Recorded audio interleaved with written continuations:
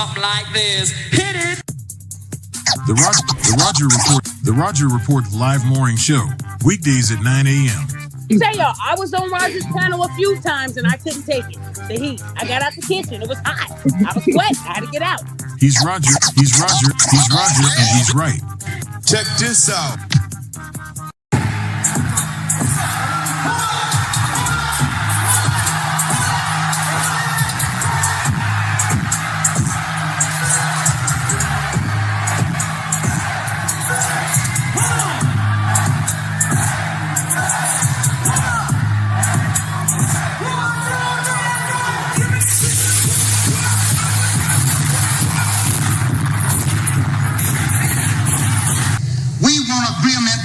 We can live or die. You choose. I have spoken to you a lot of times in hatred and anger, and you have not heard me. Well, you had better hear me today. If you won't listen to me when I make an appeal for the Negroes because you have no concern for the Negroes, listen to me when I make an appeal for America. You claim you love America. Well, we love America. But you are driving us back and you are making a Samson out of us, and we are going to pull down the pillar. And then you think we have no right to ask for something? Is it too much to ask you to grant us human dignity? Should we be put down and shot to death for this request? If so, you can aim your guns. What the hell do you think we care about dying if you're going to deny us the right to live?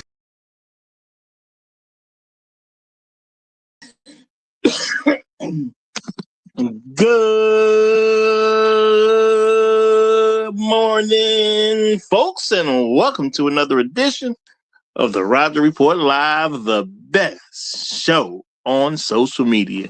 If you are new to the channel, go ahead and take a moment out to hit that like button, because this is where you're going to find the best content on social media. And you don't have to worry about it because you're going to have me right here to make sure that happens. And if you've already been coming to the channel for a while, then go ahead and hit that like button, because you already know what time it is. And you know that this is where you're going to get the best content on social media. It's not a mystery to you at this point. You've seen other people do it. You've even seen some people do it well. But what you have not seen is anyone do it quite the way I do it. So make sure you hit that like button. And everyone, yes, everyone, take a moment out to share the content, y'all. There are so many people who need to get great content like this. And it's just a small thing you can do to help the world be a better place. And isn't that what we want at the end of the day? Don't we want the world to be a better place? Of course we do. So share the content out. Share it through your social media. Share it through word of mouth, or even text someone's phone. But do what you got to do to help spread the word. All right, folks, we are back for another fantastic edition of the Roger Report Live. It don't get nothing but more and more interesting over here. And if you come here on a regular basis, you see that. And today we're going to deal with, yes, another interesting subject. Y'all, we're going to ask the question: should healthy men be interested in women who think like children? Yeah, I'm going to say that again, y'all. Should healthy men be interested in women who think like children? Yeah. And when y'all see where I go with this, I'm pretty sure it's going to be so interesting, folks. It's going to be so interesting. But before we go too far into this, let me take a quick moment and say, first of all, shout out to people who give me views on a regular basis, because y'all make up the fam around here. I appreciate it big time. Appreciate it big time. Shout out to the people who leave comments after the stream. You are helping with the algorithm to help promote the channel. That's very much appreciated. Shout out to the people who hype me up every chance they get. I know sometimes you can't, I know you can only do it so much, but if you spend it on me, man, that's a blessing. That's a blessing. Shout out to you for doing that. And shout out to everyone who hits that like button. And remember, y'all, there's never a bad time to hit that like button, okay? I don't care how long the content was up. I don't care when you saw it. It's never a bad time to hit that like button. And let's keep it real. if there's stuff that you haven't seen, you should be going back checking that stuff out too, because all of it's gonna be good. That's what we do over here at this channel. All right, and let me say shout out to the people who help make things happen around here. And I can't do the same level of things without them. The people who become contributors to the Roger Report Live. And shout out to the sponsor of today's stream. Shout out to Mrs. Deborah Carr. Shout out to Deborah Carr. She is the sponsor of today's stream. And I gotta say shout out to her. Actually, there was two people I was supposed to say something about. Well, she was one person I was supposed to say something about, y'all, which I don't remember if I actually did it. But I think I did. I think I said something about Bronk because he hit me with something over the weekend. So shout out to Bronk just to make sure I said it about him. And shout out to Deborah Carr because she dropped $2.57 on the way out. When I was coming off air yesterday, here come her with a cash app. She dropped to $2.57. So shout out to her for the Trail Bentley tax as well. I appreciate that big time. And she is a wonderful person to be the sponsor of today's stream. She's been rocking with me solidly for a long time now. So I definitely appreciate Deborah Carr. All right. And y'all, let me give a couple shots of some of the first people to check in. But y'all know how we do. There can only be one. So shout out to the Highlander of today's stream. My main man done pulled it off again. Trail Bentley is in the house, representing as he always does. Hashtag long live habitual line steppers. Hashtag Negroes in the wilderness. Hashtag dignity over vagina. Hashtag Al Gore's babies. Hashtag Hell Hydra. Shout out to you, my brother. Shout out to you. Glad to see you. Glad to see you. We got my main man Hot Sauce is in the building. What's going on, my brother? What's going on? Shout out to Inspired Truth Broadcast. Great to see you. Great to see you. Shout out to EA Jomos. I hope I'm saying that right. EA Jomos. I hope I'm saying that right. Shout out to you, my brother. Salute to Grab Second Gear. Eddie is in the building. Glad to have you. Glad to have you. Shout out to the Righteous Teacher. What's good, my brother? What's good? Always great to see you, of course. We got the pit master himself in here representing for the pit crew. We got Chef Mike's Roundtable. What's going on, my brother? What's going on? Great to see you. Great to see you. We also have my main man, Shark Sims, is here. What's good, my brother? He done grabbed a seat at the cool table. Bronk is in the building. What's good, my brother? Dolomite is in the house. What's going on? Glad to see you. Glad to see you. Bucket, what's good, my brother? What's good? Glad to see you in the building as well, y'all. It's finna be a fire show, y'all. It's finna be a fire show, y'all. But we're gonna think about this, because see, a lot of people, they go after black men. They say, black men ain't healthy mentally because there's certain things that just mess up about them, and they, of course, try to drag us in with them. So I'm gonna ask a very legitimate question. I'm asking a very legitimate question in this particular episode, y'all. Should healthy men be interested in women who think like children? Yes, y'all. And this is about black men and black women. And a lot of black women do think like children. All right? We see it all the time. Okay? There's a ton of women right now who get online, they make little videos, and they say all this little random stuff. And they're looking for some black men to first of all, number one, to be offended enough to give them their dreams. All right? Because it's not like they even come to black men like they want us to look out for them because they love us or something like that. They want us to be offended enough to help them out. Okay? Things like, these niggas ain't no good. These niggas should do this. These niggas should do that. These niggas ain't built this. These niggas ain't built that. And they talk as if we owe them something. All right? Now, I get it, y'all. I totally get it. And see, this is where a lot of black men, we just be too honorable, y'all. There is a time that you can become too honorable. So we look at some of us, we know we're gonna look at women like, you know what? We kind of owe black women. We kind of owe black women because, we haven't given them this and we haven't given them that. Now, these are stupid black men. Yes, I'm going to tell you, they're stupid black men. And yes, you can be very advanced on some particular subject, but not advanced in another subject. Guess what, y'all? You run across anybody who is a rocket scientist, you could not say he's dumb overall. That doesn't mean he's smart in every area of life. Okay? You got to think about something to be more advanced on that particular thing. And that's how life goes. But when it comes to black men's relationship with black women, a lot of people don't really think about it. Some of them believe they do, and then they still don't. Heck, you got a lot of content creators who act like they think about the dynamics between men and women, and you can listen to them and see that they don't. Black men, yeah, a whole lot of us, we believe we owe black women something. Now, I'm going to say I'm just a normal person. I know when I owe somebody. Y'all want to know who I owe? The people who give me something.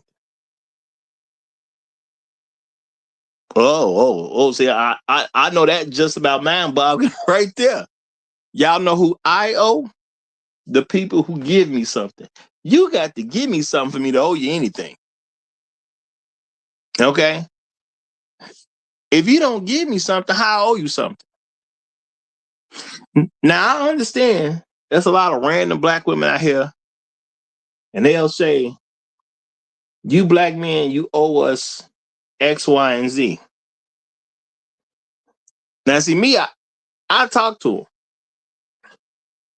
What I owe you? You owe us protection. I say, wait a minute. Your husband not protecting you? No, that's not what I'm saying. I could have sworn I just heard you say we owe you protection. If you gonna tell me we owe you protection, you gotta tell me what you're basing it on. Ain't your husband protecting you? Well, first of all, I ain't even married. Okay, well then we don't owe you squat when it comes to protection then. Why would we protect you? We don't even know who you are. Well, I'm a black woman. Well, that don't mean nothing. That don't even mean you're on our side. Matter of fact, if I want to get technical, the fact that you're not married to a black man is almost proof you're not on our side. You see, I see a lot of guys, we don't think in that manner, because when I believe I owe somebody, I got to start with what they gave me in the first place. I don't owe nobody who ain't gave me nothing. Okay? I don't owe nobody who ain't gave me anything. But we not taught to think that way. Somebody tell us we owe somebody, we think it's supposed to be something true. Y'all out here, y'all having all these babies, and y'all not taking care of them.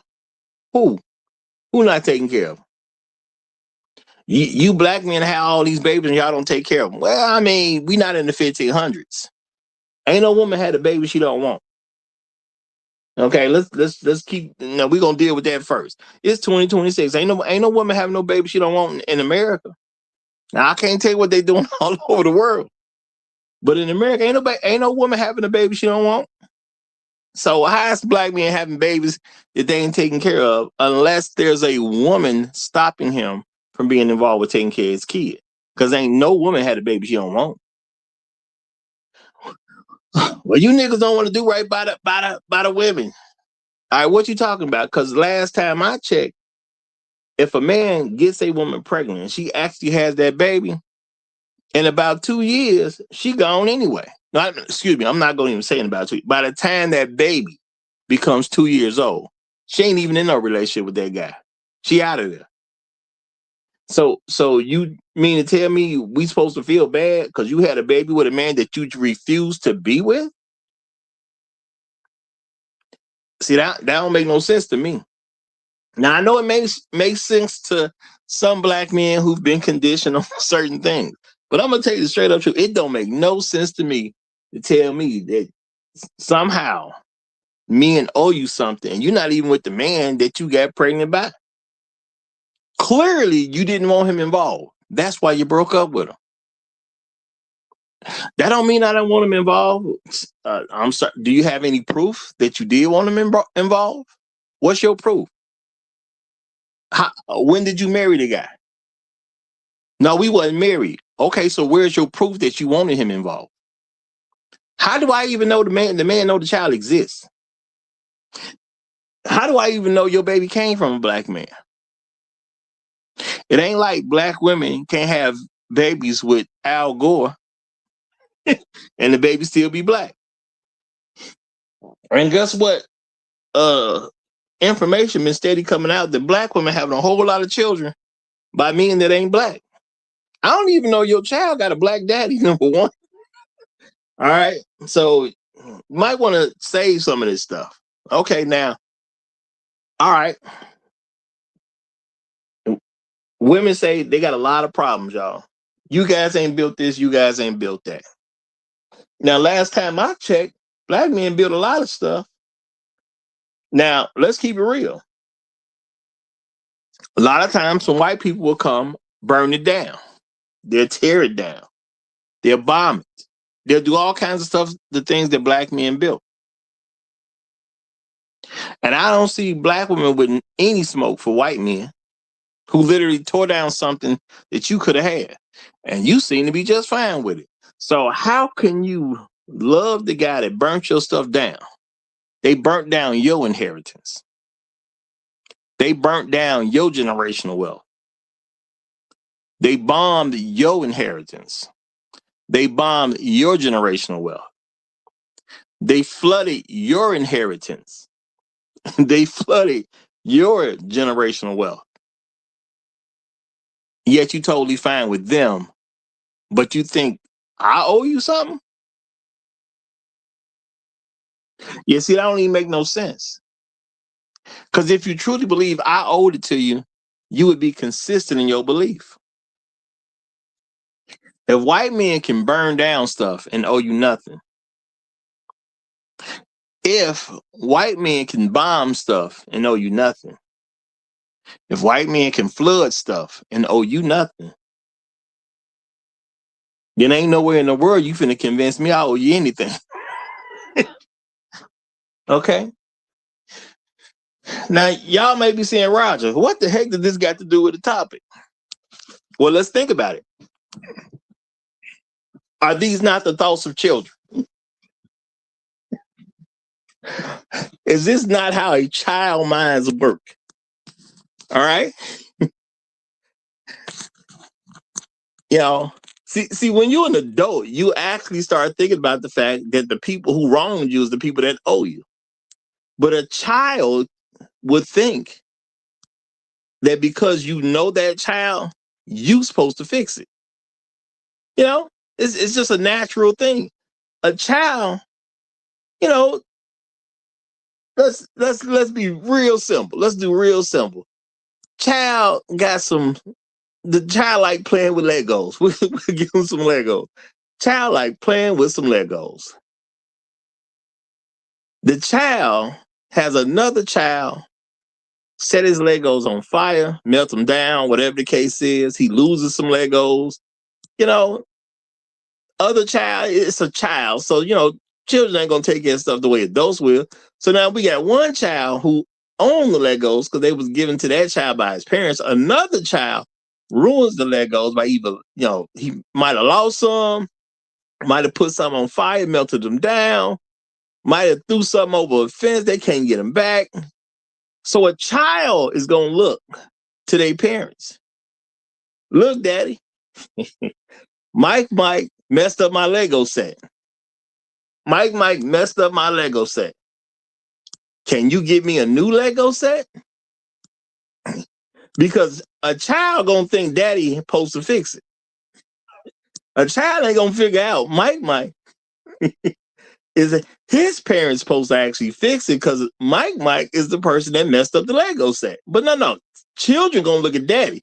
Daddy, can you fix it? Mike burned up the Lego set. Mike might threw some of the stuff away. Mike might destroyed my stuff. Can you fix it, Daddy? Now, I'm not even tripping that a child would do that because that's the mind of a child. Okay, that's the mind of a child. You know, if you compare, you know, the thoughts of a child to the thoughts of an adult, the child is supposed to come off stupid in comparison to an adult. Oh, Lord. Shout out to Chef Mike. Okay. Hey, man, even Mike was a kid once. All right, Chef Mike. We ain't going at you or nothing, but even Mike was a kid at some point. Even Mike was a kid at some point. I'm just saying, every Mike that we love and respect was a kid at some point. That's all I'm saying. You trying to hit me up, brother? This ain't got nothing to do with you, bro. Don't try to hit me up on the slide. This ain't got nothing to do with you, Chef. I'm sure, even as a child, you know, even as a child, you was the most well-behaved Mike out there. I'm pretty sure that was you, brother. I'm pretty sure that was you. Okay, real talk, y'all. Let me move away from the mic. Let me get this mic right and get on to this super chat, okay? Shout out to Inspire Truth Broadcast. Hey, Inspire, I want to say something to you. If you can talk after the show for a hot second, that'd be great. But I definitely want to say something to you at some point, okay? I got to say something to you. You know, hopefully it's very much sooner than later. All right, I ain't gonna say it on air, but I want to, you know, holler at you about something sooner than later, okay?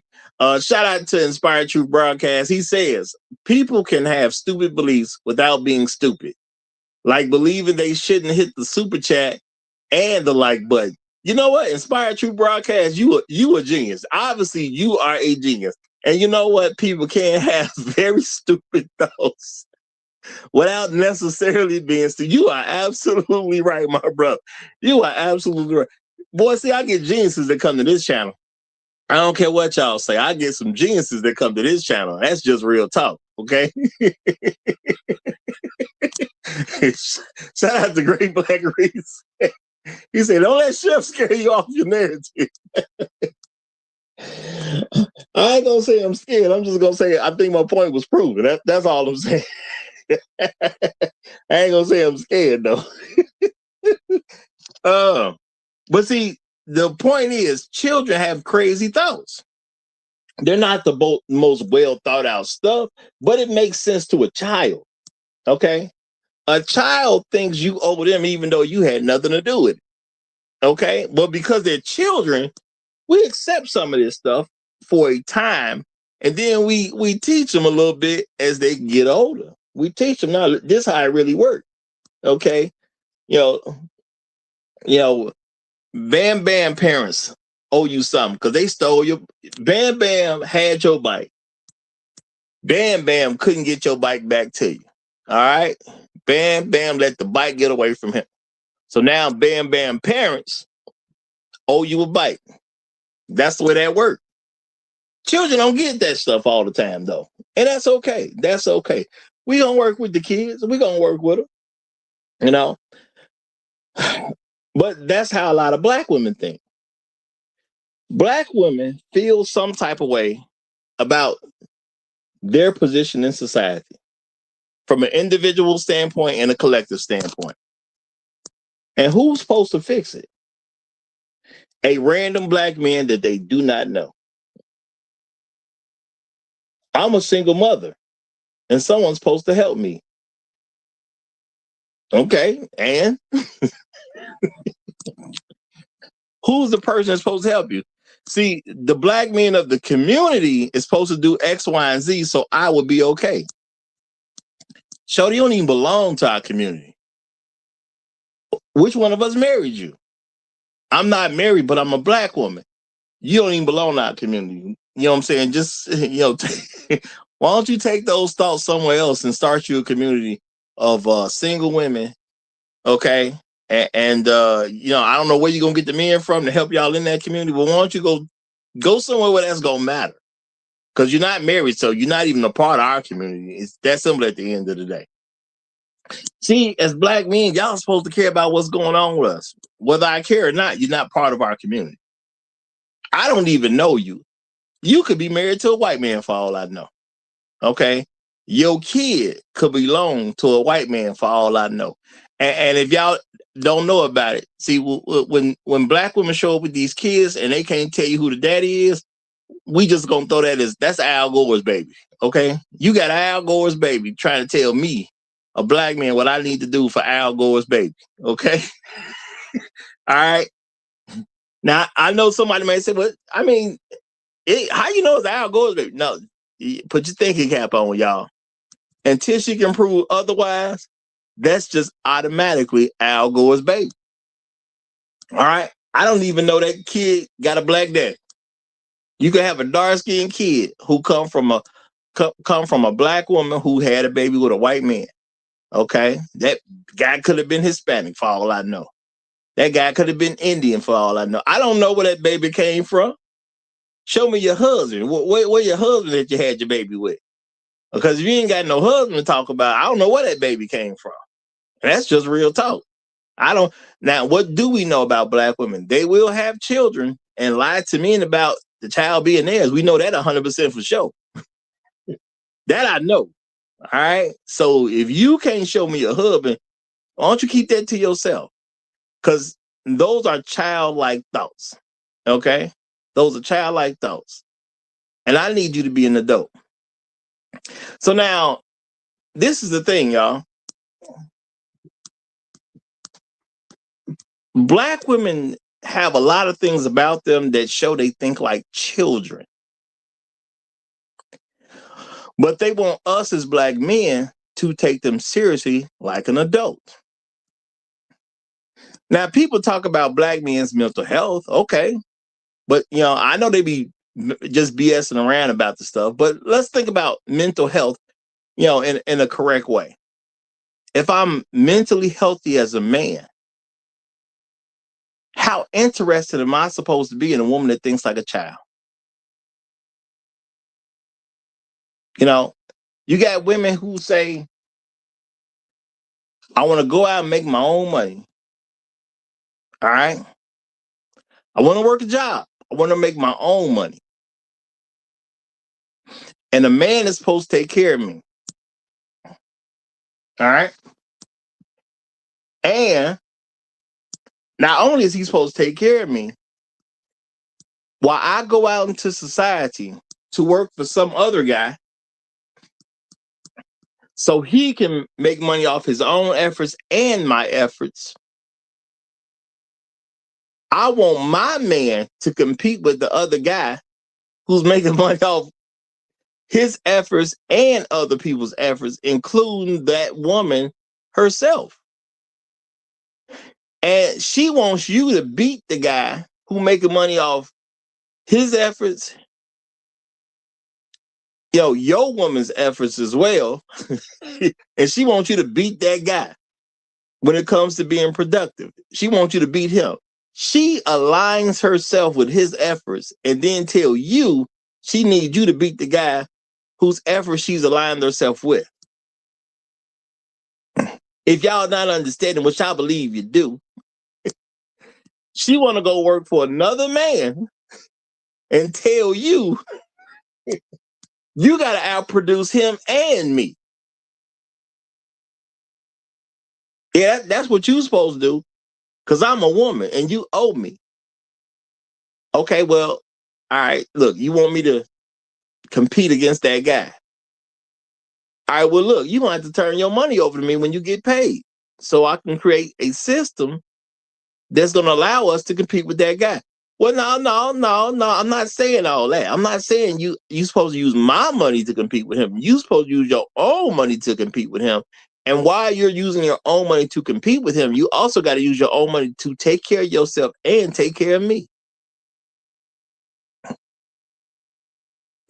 You have to use your own money to take care of yourself and take care of me.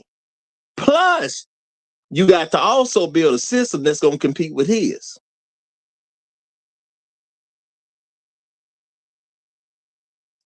Now, I understand how a child could believe something like that's going to work out nice and easy. You know, you give me a 8-year-old, that may sound perfectly sound to an 8-year-old. All right. You give me a mind that believes in Santa Claus, that might sound like a perfectly good plan. They think Santa Claus was real. They think that plan is just a 1, 2, 3 ABC. Okay. Yeah, because they believe in Santa Claus. I get it. I get it. Now you give me an adult and you tell me, you know, I'm pretty sure any person who thinks like an adult, if I say, hey, I want you to compete against this particular person. Now, while you compete with this particular person, I want you to beat him in your levels of productivity. And I also want you to get a woman that's your woman. And I want your woman to align with the guy that you're competing with. And I want to see you beat him and your woman's efforts at the same time while taking care of yourself and your woman. And the guy's going to ask us, you know, he going to ask a question that's going to pop up. Wait a minute. You want me to take care of my woman while she's helping the guy that I'm competing against compete against me? You know, logical thinking, man, you gonna ask that question. All right. Well, when they say, yeah, that's what I want you to do, and you know, when a guy really thinks about it, he gonna say, well, why would I do that? Why would my woman be working with him to beat me? You know what? That's a great question. It is a great question. It's a very childlike question too. People who think that type of stuff just gonna work easy obviously think like children. Now I'm gonna say, if you a healthy black man, if you are strong in your mental health, does this make any level of sense?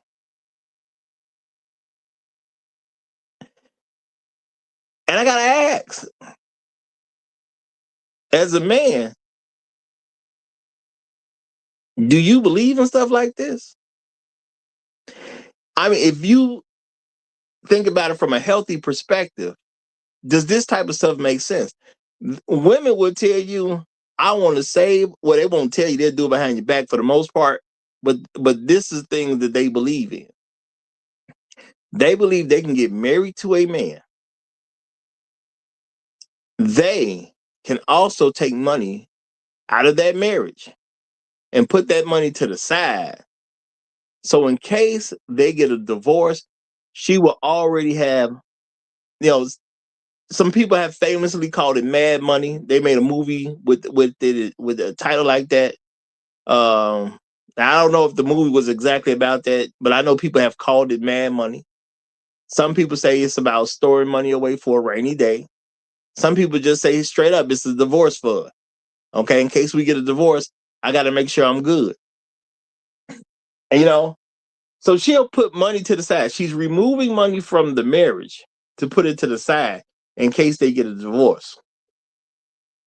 And women will even have financial problems going on in their marriage, but keep money to the side because that was for the divorce. It wasn't for y'all making it. Now, y'all having financial issues in the marriage, but she's siphoning money from the marriage to make sure that if you don't make enough money, she good and she gone. So she wants you to fund her divorcing you. Now, if a woman believes that's okay, you gonna tell me that's not thinking like a child? Because that don't make any level of sense. Let's just keep it real. That don't make any level of sense. And shout out to the Great Black Reset. He says, get your money up, fellas. Take care of these queens. Well, you know what? That's exactly what they want you to do. Let's be real about that. They would love it for you to do that. You get your money up so you can take care of these queens.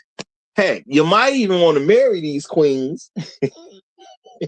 And then you make sure she has enough money that she can put money to the side to divorce you. And when y'all get a divorce, she start with a nice little nest egg. Okay? But you got to pay for her nest egg, though. That's what you got to do. Because that's what a real man, quote unquote, that's what that's what a real man would do, right?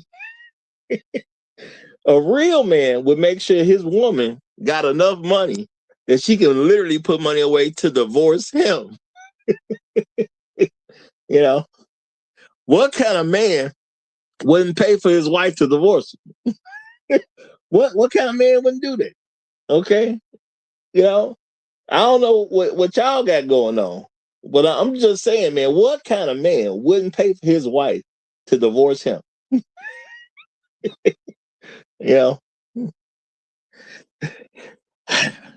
Now, see, this is the thing. A lot of women, they'll catch you up talking about, real man. See, a real man would do that. And then I'm supposed to be stupid enough to actually try to make something like that happen. And they count on that. They definitely count on that. I'm supposed to be stupid enough to, try to make something like that happen. That's what I'm supposed to see.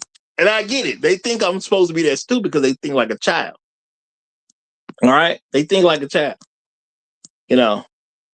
See, the problem with black men is they can't take care of us. Now let's get some real things going on. We got black men who have worked 2 and 3 jobs to make sure a woman is okay. All right? And how are a lot of those men rewarded? When a man works 2 to 3 jobs to make sure his woman is good and he can provide a lifestyle that she's gonna be okay with, how is that black man usually rewarded? Now, I know this may hit home for somebody. I ain't trying to mess you up. I'm just trying to throw it out there because it's real.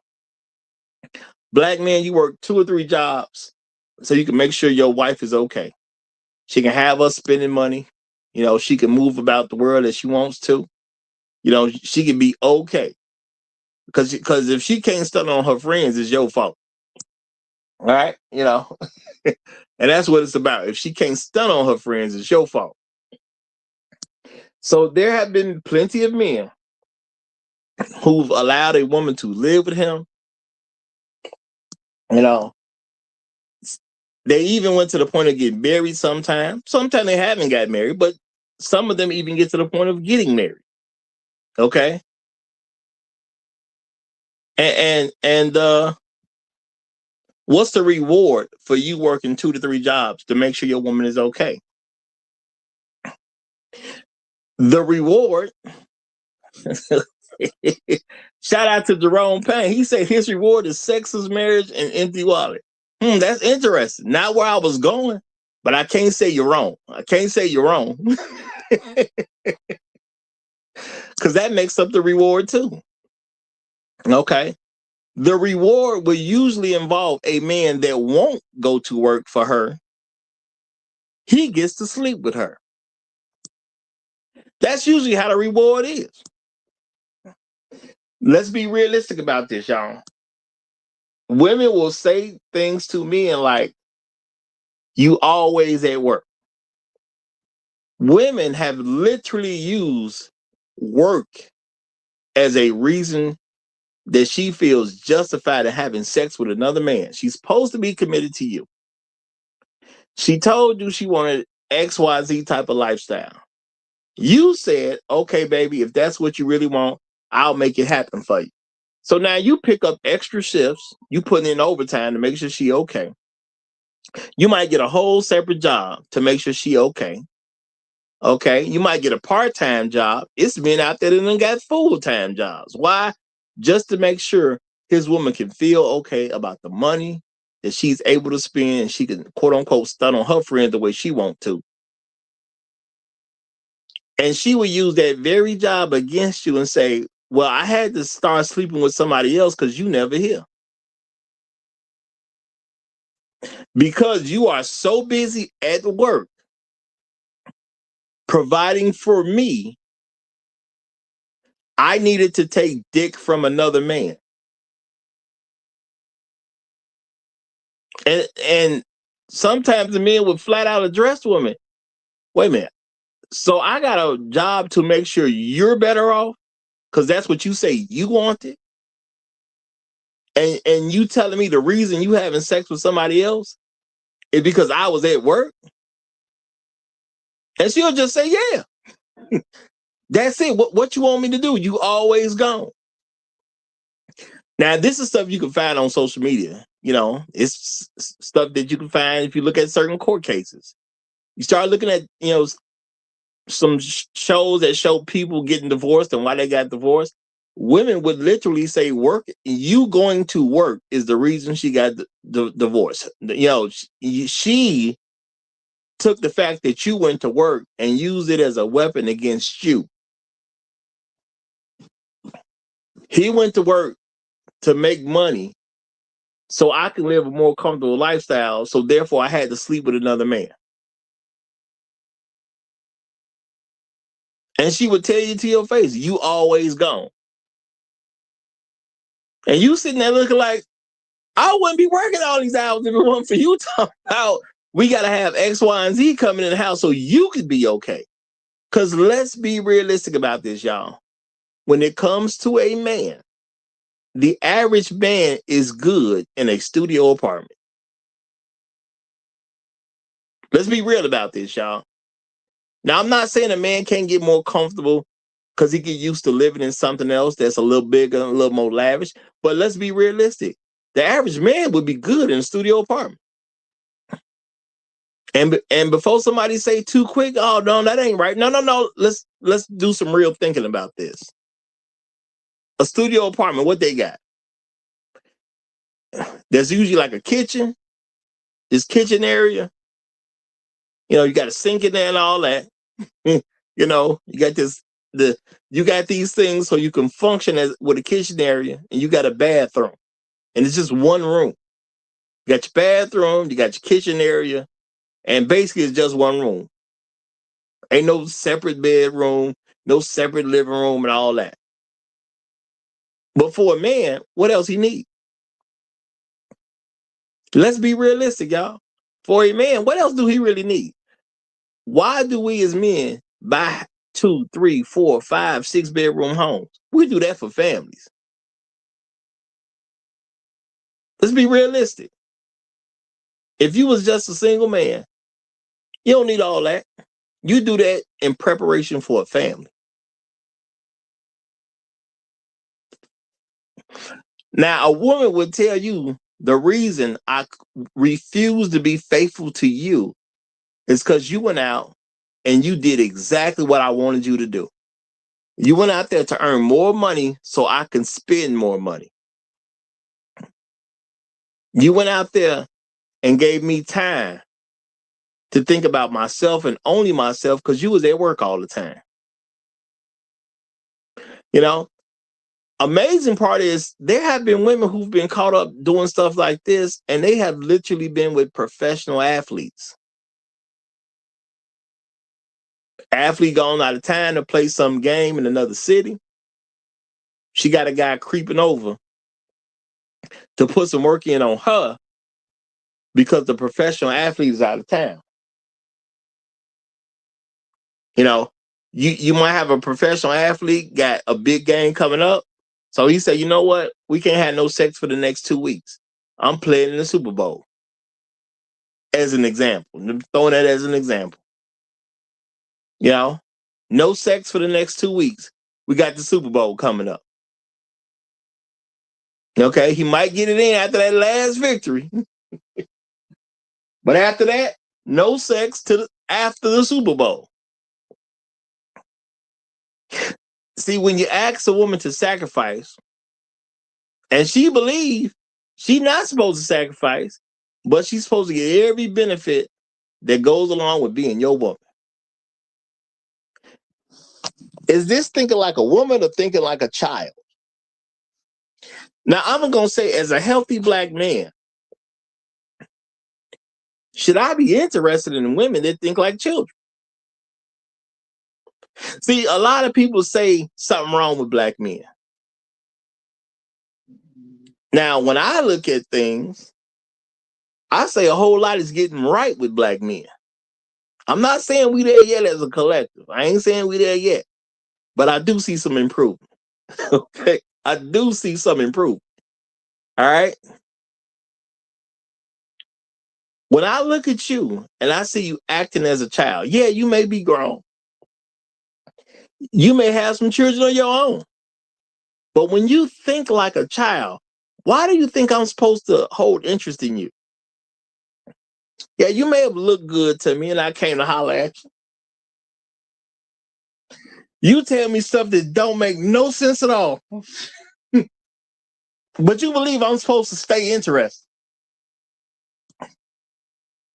Now, I mentioned before, it was a young lady I was messing with for a hot second. She had a baby. Okay.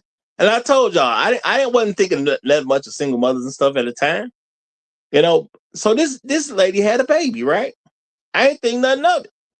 Cool. I'm with her because she looked good. But she had a baby. I'm talking to the lady. She tells me, she say, I'm finna go after child support. I'm like, okay, I mean, you do what you gotta do. I ain't thinking about it like that, y'all. It's a long time ago. I'm basically on some do what you gotta do. Okay. You going after child support, you know, have you talked to the father? You know, I'm on some have you talked to the father? You know, if you've talked to the father and you've made an effort to get him to provide, you know, something for the child, but he just refuses to do it, I can understand you going after some child support. She started explaining this whole cockamamie story to me about, no, I'm not going after the child's father. And I'm like, what you mean you're not going after the child's father? Didn't you just say you want child support? She said, yeah, it wasn't that. See, what had happened was, y'all, you know, it ain't never good. Well, you got to say what had happened was. She said what had happened was, I had a baby by a man that didn't want to be in the child's life. He told me straight up, he don't want nothing to do with her being pregnant.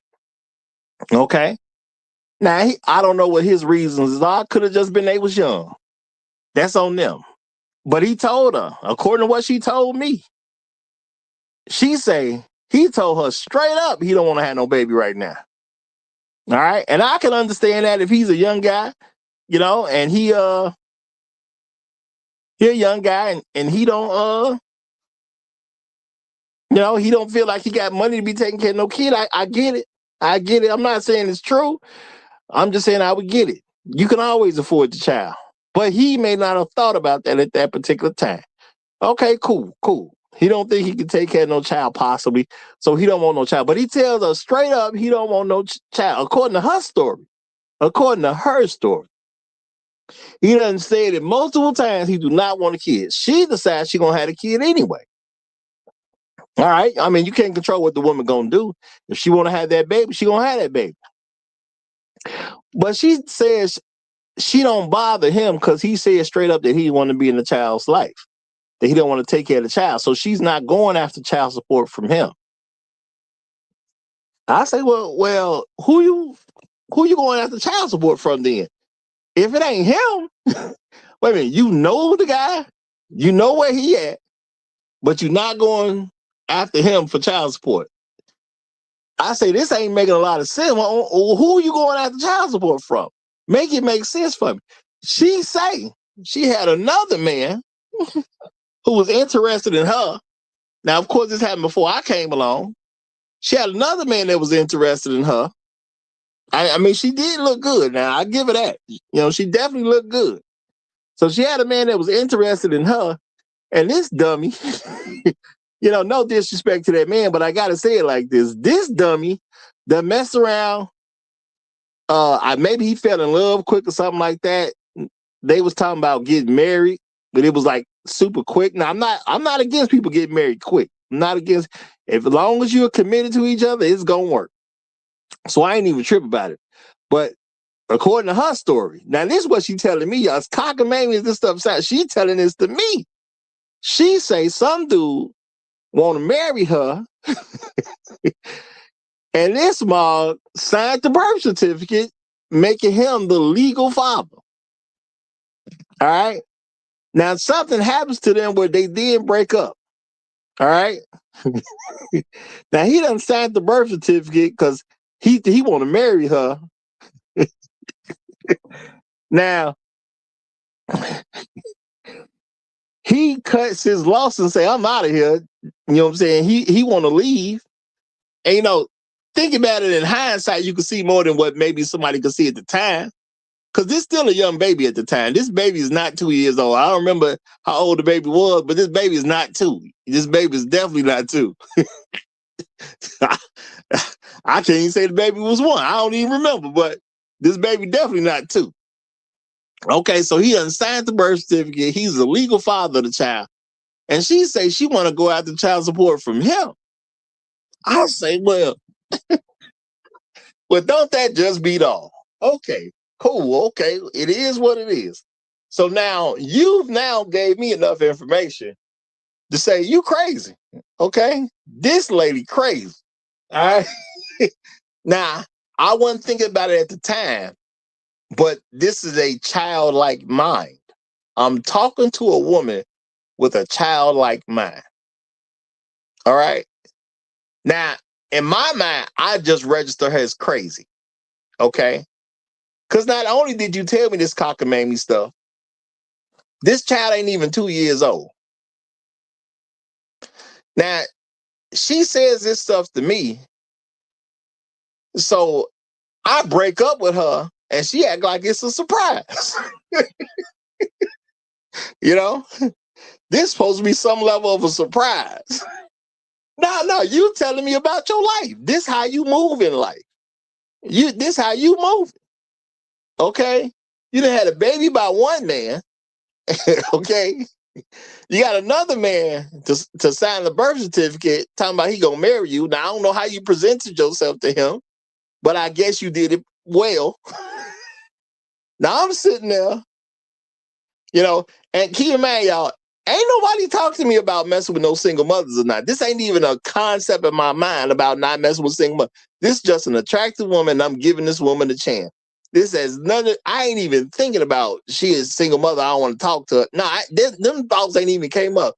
She done told me this crazy story. So I just registered she crazy. I gotta rotate. It is what it is. Okay, it is what it is. You know, I got to get out of this. This situation.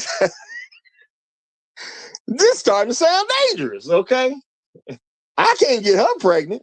Okay, I can't get her pregnant. I got to rotate. And y'all know she act like it was a problem that I chose to leave. Shorty, you crazy. You know, you gonna have to let this go. Ain't no point in keep calling me. You gonna have to let this go. You crazy. I can't work nothing out with you. Okay. Now, shout out to y'all Morgan. He say she went through 3 guys before the baby turned 2. Get out of there, Roger. Hey man, you ain't even have to tell me, bro. When I heard this ridiculous stuff, it wasn't nothing to do but to go. Okay. It wasn't nothing to do. Now, sometimes all you can do is leave, y'all. Sometimes all you can do is leave, okay? And she talking to me after the fact like I'm doing something wrong by getting up out of there. Shorty, you is a Looney Tune, okay? Yeah, I'm just gonna say, y'all, I'm glad the crazy came out quick, y'all. I'm glad the crazy came out quick because this came out in less than 2 months. Okay. Now I don't know if I shot because I told y'all, man, I examined that first 30 days to see if I should give her any more time. I'm not even sure she made it past the first 30 days. I'm not even sure she made it past the first 30 days. Like real talk. Okay. But I can understand in a child's mind, you think you can go out there, have a baby, and have all types of crazy thoughts like this going on after you have the baby. And you dumb enough to tell the next guy. You got a guy giving you a shot, and you dumb enough to tell him this right from the beginning. Like, women, a lot of women hide stuff because they know it's going to sound crazy to a guy. She wasn't just like, I'm trying to be super honest with you. She's just talking to me over, these are regular conversations. She's not coming to me like, hey, I want to talk to you about a serious situation so you can make a better decision if you really want to be with me or not. No, this wasn't none of that. This was just, I'm asking certain questions so certain information is coming out. This lady's a loon, okay? And I had to cut her loose because she didn't want me to go nowhere. And it seemed like she got a little offended that I left. And I'm telling her, baby, you crazy. Okay, look, you look good. You know what I'm saying? I had a good time. You know what I'm saying? You was great in bed and all that. But you a nutbag. I gotta go. I can't help you. You's a nutbag. It is what it is, okay? I can't be with you. There's nothing you gonna tell me that's gonna convince me to keep coming around. It ain't happening, But again, y'all, this is a child's mind in adult situations. Is it healthy for me to want to be with a woman who thinks like a child? She might as well have believed in Santa Claus. She might as well. But let me slow down real quick. We got the Great Black Reset here. What you got to say, my brother? What's going on? How you doing? How you feeling? Start wherever you want. I got three things. First of all, Roger, you got to stop dating the women jumping in your car on Cicero, man. You got to stop this, man. It's insane. If she was only that, then I might understand. Right, you would have understood, then. I understand. I got you. No, seriously. What you're discussing is the aftermath of the destruction of the Black family unit, which is something wrought from feminism. This is what happened when Black women took a hold of feminism and ran with it. They, obviously they couldn't see past their nose what was happening. But when the family unit is destroyed, there's not a man available in the household, and you have single mothers raising children that become single mothers and so on and so forth for 3 or 4 generations. Like, all the magic and the pageantry and the mystery of dating, it's gone, bro. There's nothing left. Like, I want Black women to understand this, and I want to say this directly to Black women. The issues you guys are having with men no longer wanting to be with you, no longer wanting to speak to you, and all this other kinds of stuff is because you're not fun anymore. You're not enjoyable to be around. You're not enjoyable to be with. It's not enjoyable to live with you. You're not pleasant in any way, shape, fashion, or form. We don't like working with you. We don't like even speaking to you casually because your well of femininity is dry. You ladies don't even know how to be feminine anymore. It's over. And what has happened is now, without femininity, without the older women checking the younger women on behavior and speech pattern and all this other kinds of stuff, what's happened is they have developed a strategy of transactional dating where their strategy, knowingly or unknowingly, is to drive into.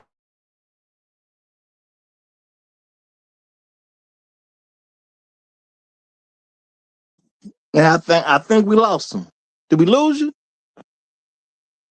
Okay, well, let me handle this. All right. Shout out to the brother. I don't think he was finished, but it is what it is. Sometimes that will happen on the live show, y'all.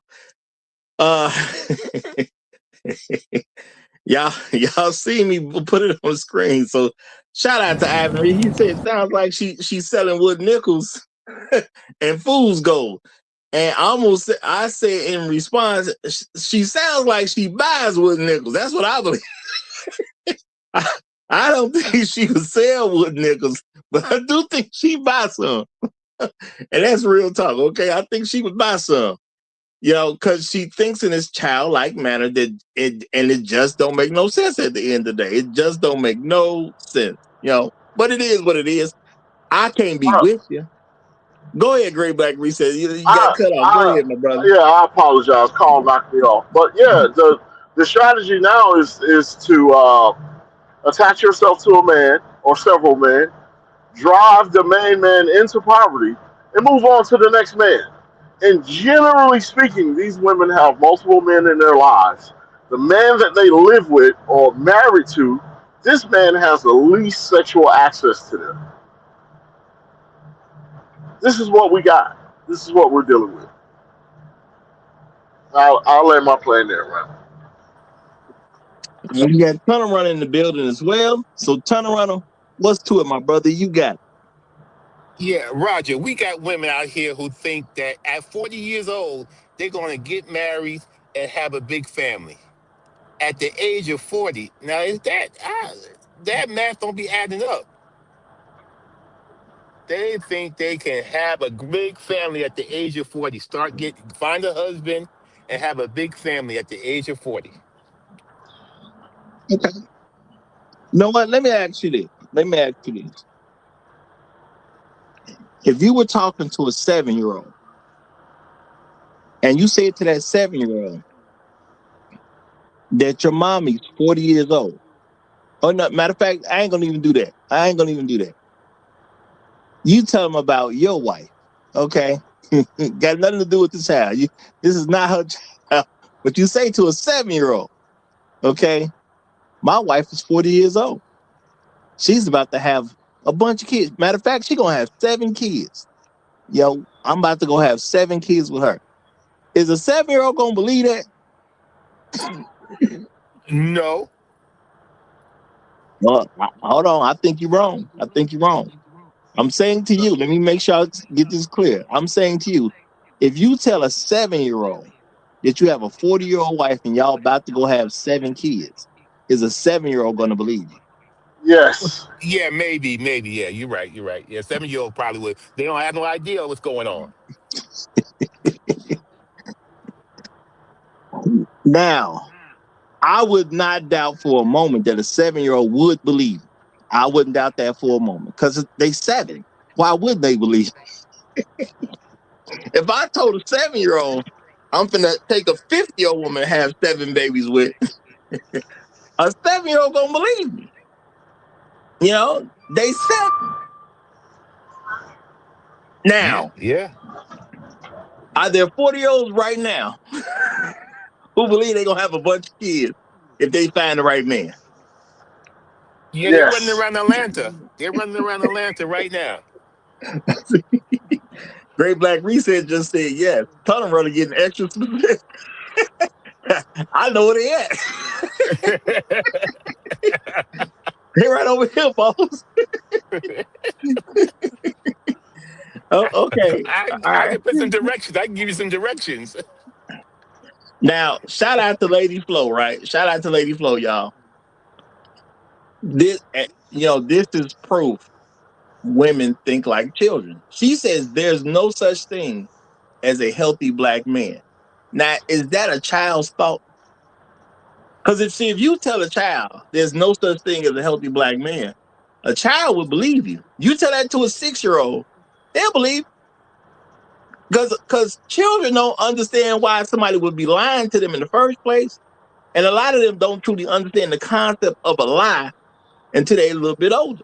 Now, I'm not saying kids ain't figuring out certain things don't match, but a lot of kids haven't really figured out the concept of a lie at those early ages. They just know it ain't bad enough, but they haven't really figured out somebody's telling them something to deceive them. Okay. All right. All right. You know what? Shout out to AJJ1328.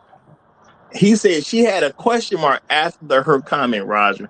Okay, well maybe she was asking a question, but okay.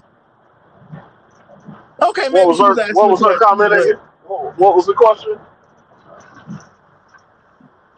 There's no such thing as a healthy black man. Now, if you say that in question form, I don't even know what to say because what grown woman has to ask that as a question? So I don't get where she's coming from. I'm gonna just say that. I don't get where she's coming from. Do I have to ask if there's a healthy black woman? No. I know there's one out there I may have to look for. I may have to do some work, but truth be told, I wouldn't really look that hard because I would just honestly I would go talk to some married men, and I bet you I can show you a healthy black woman. That's where I would start.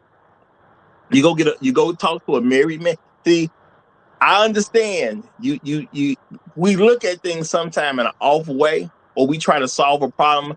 But if you use the wrong equation, it's hard to get to the right answer. So I wouldn't go look for a healthy black woman. I would look for a healthy black man and then ask him about his wife. That's how you find a healthy black woman. You see what I'm saying? Now, most people say, well, you start looking through the women. Why would you waste your time doing that? Just start with a married man. Okay? You get a healthy married man, you're going to find a healthy married woman. That's how that's usually going to work. Okay? I ain't saying that's 100%, but it's a much easier than trying to sift through different women. And that's real talk. Okay? So look, at the end of the day, and you know what? I'm gonna say this too. If you're willing to come up after the show, a lady D Flow, if you're willing to come up for a few minutes after the show, I'm gonna make a special offer to you to participate in something. But I want to tell you off air. That's all. If you're interested, you want to, I'm really gonna invite you to do a show with me, okay? To participate on the show. But I want to, talk to you about it off air. So if you're willing to hit the link after the show is over and come up for a hot second, then I'm just gonna make an offer to you, okay? And if you want to participate, you can. If you don't want to, that's on you. All right, but I'm at least offer it to you. All right. Matter of fact, if there's any other woman that wants to do the same who's listening today, if y'all want to come up after the show, I'll make a little offer to y'all about. I'm hooking you up, Inspired to Broadcast. I'm trying to hook you up, brother, because I got some stuff in the works for your show. But any woman who wants to participate on a particular show I'm doing, please come up to me after the show. Or you can say yes in the chat right now. Hopefully I see it, okay? But I got something special I'm trying to do. All right? Now, again, y'all, my thing is, as black men, should we feel responsible talking to women who think like children? Okay.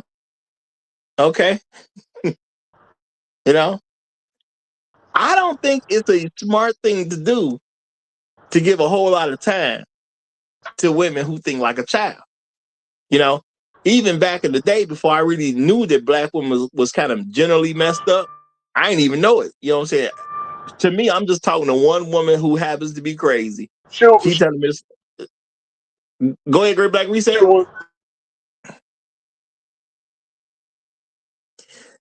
Man, I can't hear you, brother. Yeah, I was saying, should we feel responsible? Yeah. What you're asking?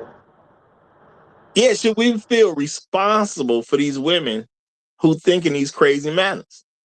Okay, now obviously he's having trouble because he's going in and out. So I expect that he'll be back up. But see, this is the thing, y'all. All right. I'm gonna say shout out to you, Lady D. She say I'm on my lunch break. Some of us have to work. Well, you know what? I believe you. But I ain't mad that you're working.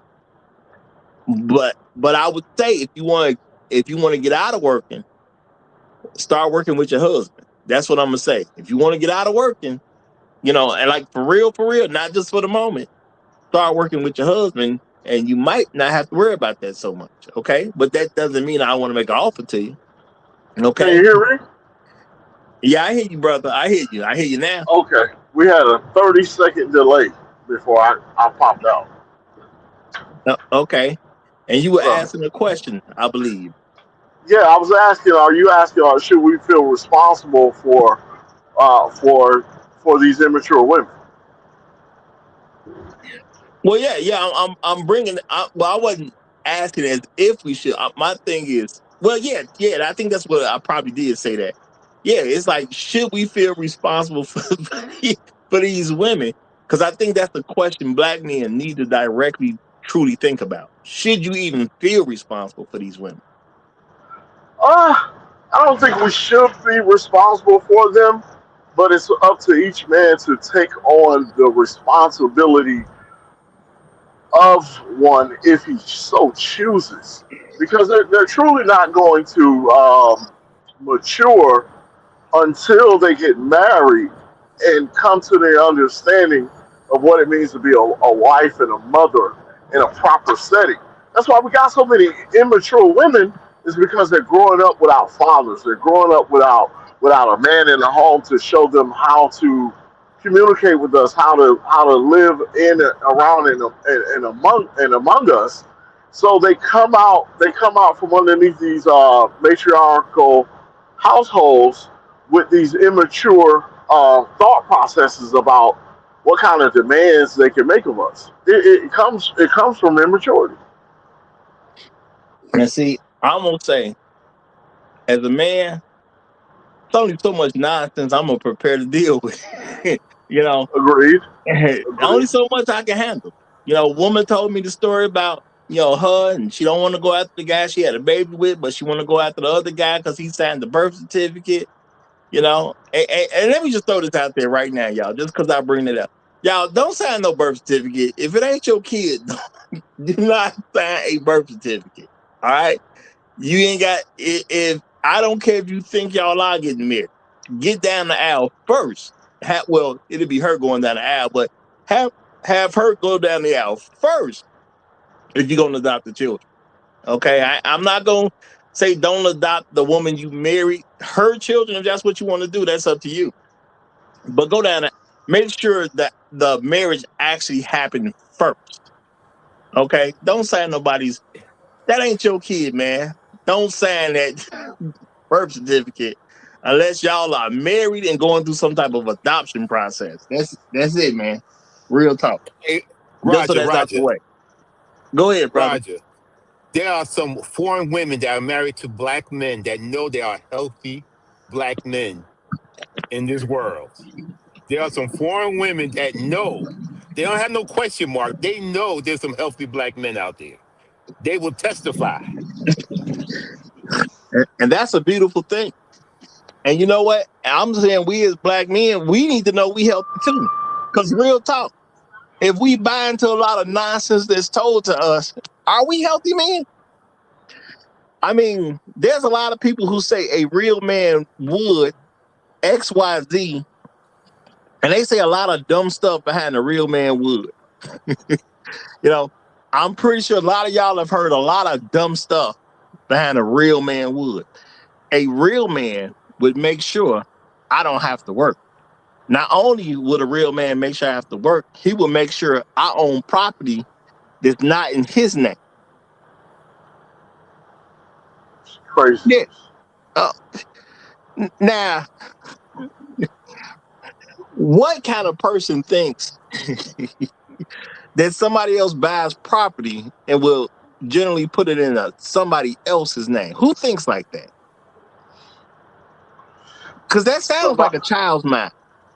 somebody Go going to Disney World for the first time. That's what that sounds like to me. Now, I ain't gonna say a man can't do something like that. This is your money. That's what you want to do. Knock yourself out. But why would you have an expectation that somebody's gonna buy something and put it in your name? You know, see, when I was a child and my father bought something, he give it to me and it would be mine. But that was my father. I've never expected anybody else's father to buy something and give it to me. I've never had that expectation.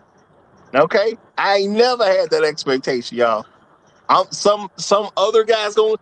I never expected my uncle to take me to the toy store. Now I'm a kid. I'm gonna spend the night at my cousin's house. Y'all know how I go. But I've never had an expectation that my uncle's gonna take us to the toy store and buy all of us a toy. I ain't never had that as an expectation. You know, why would another man buy me a toy and give it to me? Now my father doing it, I get it. I'm a kid. I'm begging my daddy for something. My daddy gonna make a decision whether he gonna get it or not. I can do the same thing with my mom. But why would I go to my cousin's house and beg my auntie and uncle to buy me something at Toys R Us? Does that make any level of sense? I'm thoroughly convinced women just can't count. I'm thoroughly convinced of this. These women will tell you, hey, I need a man making $100,000 a year. He need to pay my rent, my car note, his car note. He need to pay my insurance, his insurance. He need to take care of little things I need for my children. He need to get my hair done, my nails done, my toes done, this, that, and the other. And he need to give me $5,000 a month for a stipend. And, and I all need to fit in $100,000 a year. Damn, whether he got to pay taxes and all this other kind of stuff. They can't count. I think this is what it is, man. Yeah, they cannot count because what's going on right now? Some big black female stars are saying they want to get married. They want him to be faithful to them, but live in his own house. Yeah, That's what's going on right now. These women, some this of is these new big crazy. black stars are saying they want to get married. He needs to be faithful to them, but he has to have his own house because he can't stay in her house. He Now need to I buy said that. he need to buy my house and buy his own house. And when she tells him to go, and he can he got come to go. over. He can come over. Come on, man. That's some like crazy stuff to me. I said, what? They just don't want to get married. How No, you no, going to no, tell no, me to get no, no. married? No, hold on now. Let's not let you two just ramble out of control here. If you say all that stuff to a 7-year-old, a 7-year-old gonna believe all that's possible. There's Woo. nowhere in the world a 7-year-old is not gonna believe somebody who making $100,000 can't buy their own house. They can't buy somebody else's house. Heck, they can even buy the neighbor's house. You know what I'm saying? Not only could they get a car, everybody can get limos. All right. And everybody can eat the finest foods that the planet has to offer from the finest chef. You tell a 7-year-old, a person who make $100,000 can do all that, a 7-year-old is definitely gonna believe. It's proof that there was no father around because a father would have been stuck. Hey, stop telling my child that foolishness. Now God. you got women complaining. You know, some of them starting to complain, and I think it's really just an attention thing that people ain't approaching them. Okay. And I'm just putting the question out there. Should a healthy black man approach somebody who thinks like a child? Because let's be realistic about this, y'all. You deal with a woman. Eventually, sex gonna come up, right? If you think like a 12-year-old, you know, and I'm having sex with you, it's gonna get uncomfortable. Let's just keep it real, y'all. You gonna do something that's gonna make this uncomfortable. Or I start listening to you too long, this gonna be uncomfortable. You know, see, the thing about a man who shows some level of honor, we don't want to take advantage of people. Now, I can't even tell you how many times I've actually talked to a woman, and it was clear that her elevator didn't go all the way to the top. I'm just gonna say it like this. And I think, you know what? I'm gonna have to talk to somebody else. Why? If I have sex with her, I'm taking advantage of her. She just ain't there. She ain't got it. Okay? And see, as a man, I got to make a decision. Do I mess with this woman? Yeah, she's an adult, you know, and I could just brush off the fact that she's a little slow if I really want to. But she's so slow, I can't even see her as an adult. I've talked to some very attractive women, nice bodies and everything. But once we start talking and having a conversation, they sound so slow. I'm sitting there trying to figure out, should this woman be in the institute of some kind? Should somebody be looking after her? Because she's saying some of the dumbest stuff that I've ever heard. And I expect better stuff from children. Now, some people say, well, Roger, that's not being fair. You're not giving her a chance. If it talk like a child and act like a child, might be a child. I'm just saying, y'all. If it sound like a child and act like a child, it just might be a child. Now, I know you sitting there looking at a 30-year-old woman. But for me, it's hard for me to be with a 30-year-old woman, and then that 30-year-old woman sounds like a child. Now, yeah, I get it. She can show me her birth certificate. She can show me her ID. She can prove her age. But she can't prove it with the words that come out of her mouth. I don't want to be with that. That's just real talk for me, y'all. I don't want to be with that. There's only so much stupidity I can stand from a person. I'm not saying we all got to be smart. I understand even adults make stupid decisions from time to time. But there's only so much that I'm going to be able to handle on a regular basis. So when women have these crazy ideas that, people act like ain't no big thing. No, I'm looking at them as I'm looking at their stupidity, especially the ones who, they just grab, not a lot of them not even content creators. They just saying dumb stuff on their own little content page or whatever. You ain't even trying to be a content creator. They just saying what they think from their own little world. And I just see dumb people. Or I see child minds. I just see them in adult bodies. Why am I supposed to like them? I think this is something that really needs to be examined because it's really not examined amongst Black folks. You see women saying stupid stuff all the time. And you supposed to, for some reason, we supposed to say because they're women, we supposed to act like they not stupid. And my thing is, okay, you don't want to act like she's stupid. Well, there's another way to go with it. She still thinks like a child.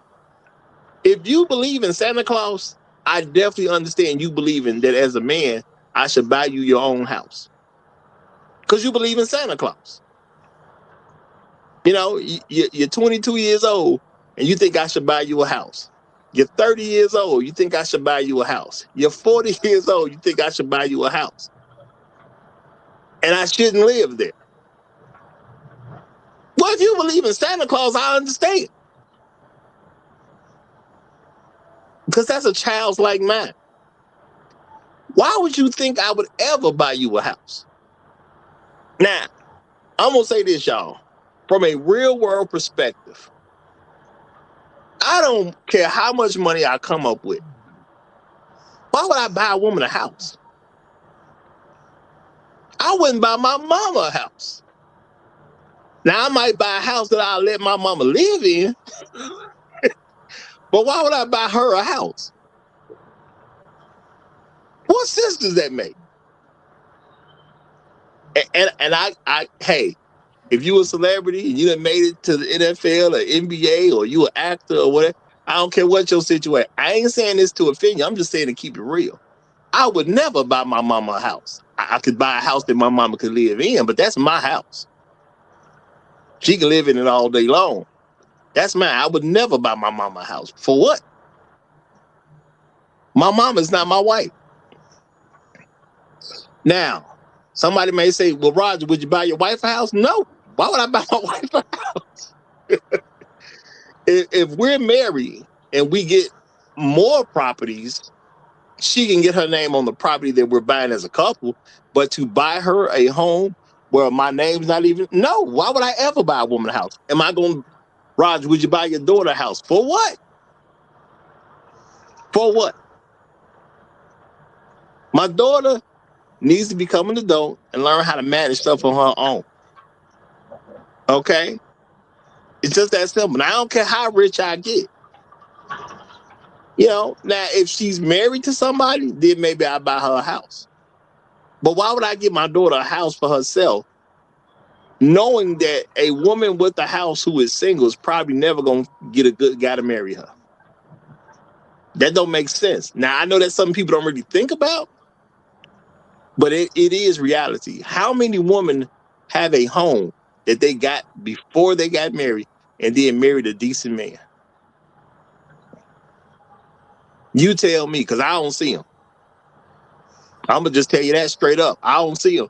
To me, that's like finding the guy with no legs. I'm pretty sure you look hard enough, you would eventually find a woman who had a home before she got married to a decent man. But it's gonna be like you trying to find a guy with no legs. He out there somewhere, but it's gonna take some effort to come up with him. So no, why would I buy my own daughter a house to just about guarantee she'll never marry a decent man? No, I wouldn't do that to my daughter. See, you think a different way when you actually love your children. Okay, a house is almost a death sentence when it comes to a woman finding a decent man. Okay, I'm not gonna say it's impossible, but it's just about a death sentence. So it is what it is. Okay. A shout out to a source C. He said, "Damn, Raj, you just mean." No, I ain't. I just got purpose. All right. Now let's say I could buy my mama a house, y'all. Why would I put it in her name? So when she died, I got to inherit I got to inherit the property I bought. Does that and not only do I have to inherit the property that I bought, I gotta split it with my brothers and sisters. I did buy it. So now I gotta split it with them. And that ain't nothing against them. I'm just saying I'm gonna have to split it with brothers and sisters, and I bought it in the first place. Yeah, well that I don't see how that make any level of sense. Okay. I don't see how that make any level of sense. Okay, maybe my mama get married to some guy and then she died. So now he get the house? Yeah, that You making too much sense today, Roger. You're making too much sense, bro. you know. Now, if you bought your mama house, I am not mad at you, and I appreciate you got yourself in position. I don't care how you did it to buy your mama house, and it was your money, so I ain't mad at you. But Roger will never be able to afford to buy his mama a house.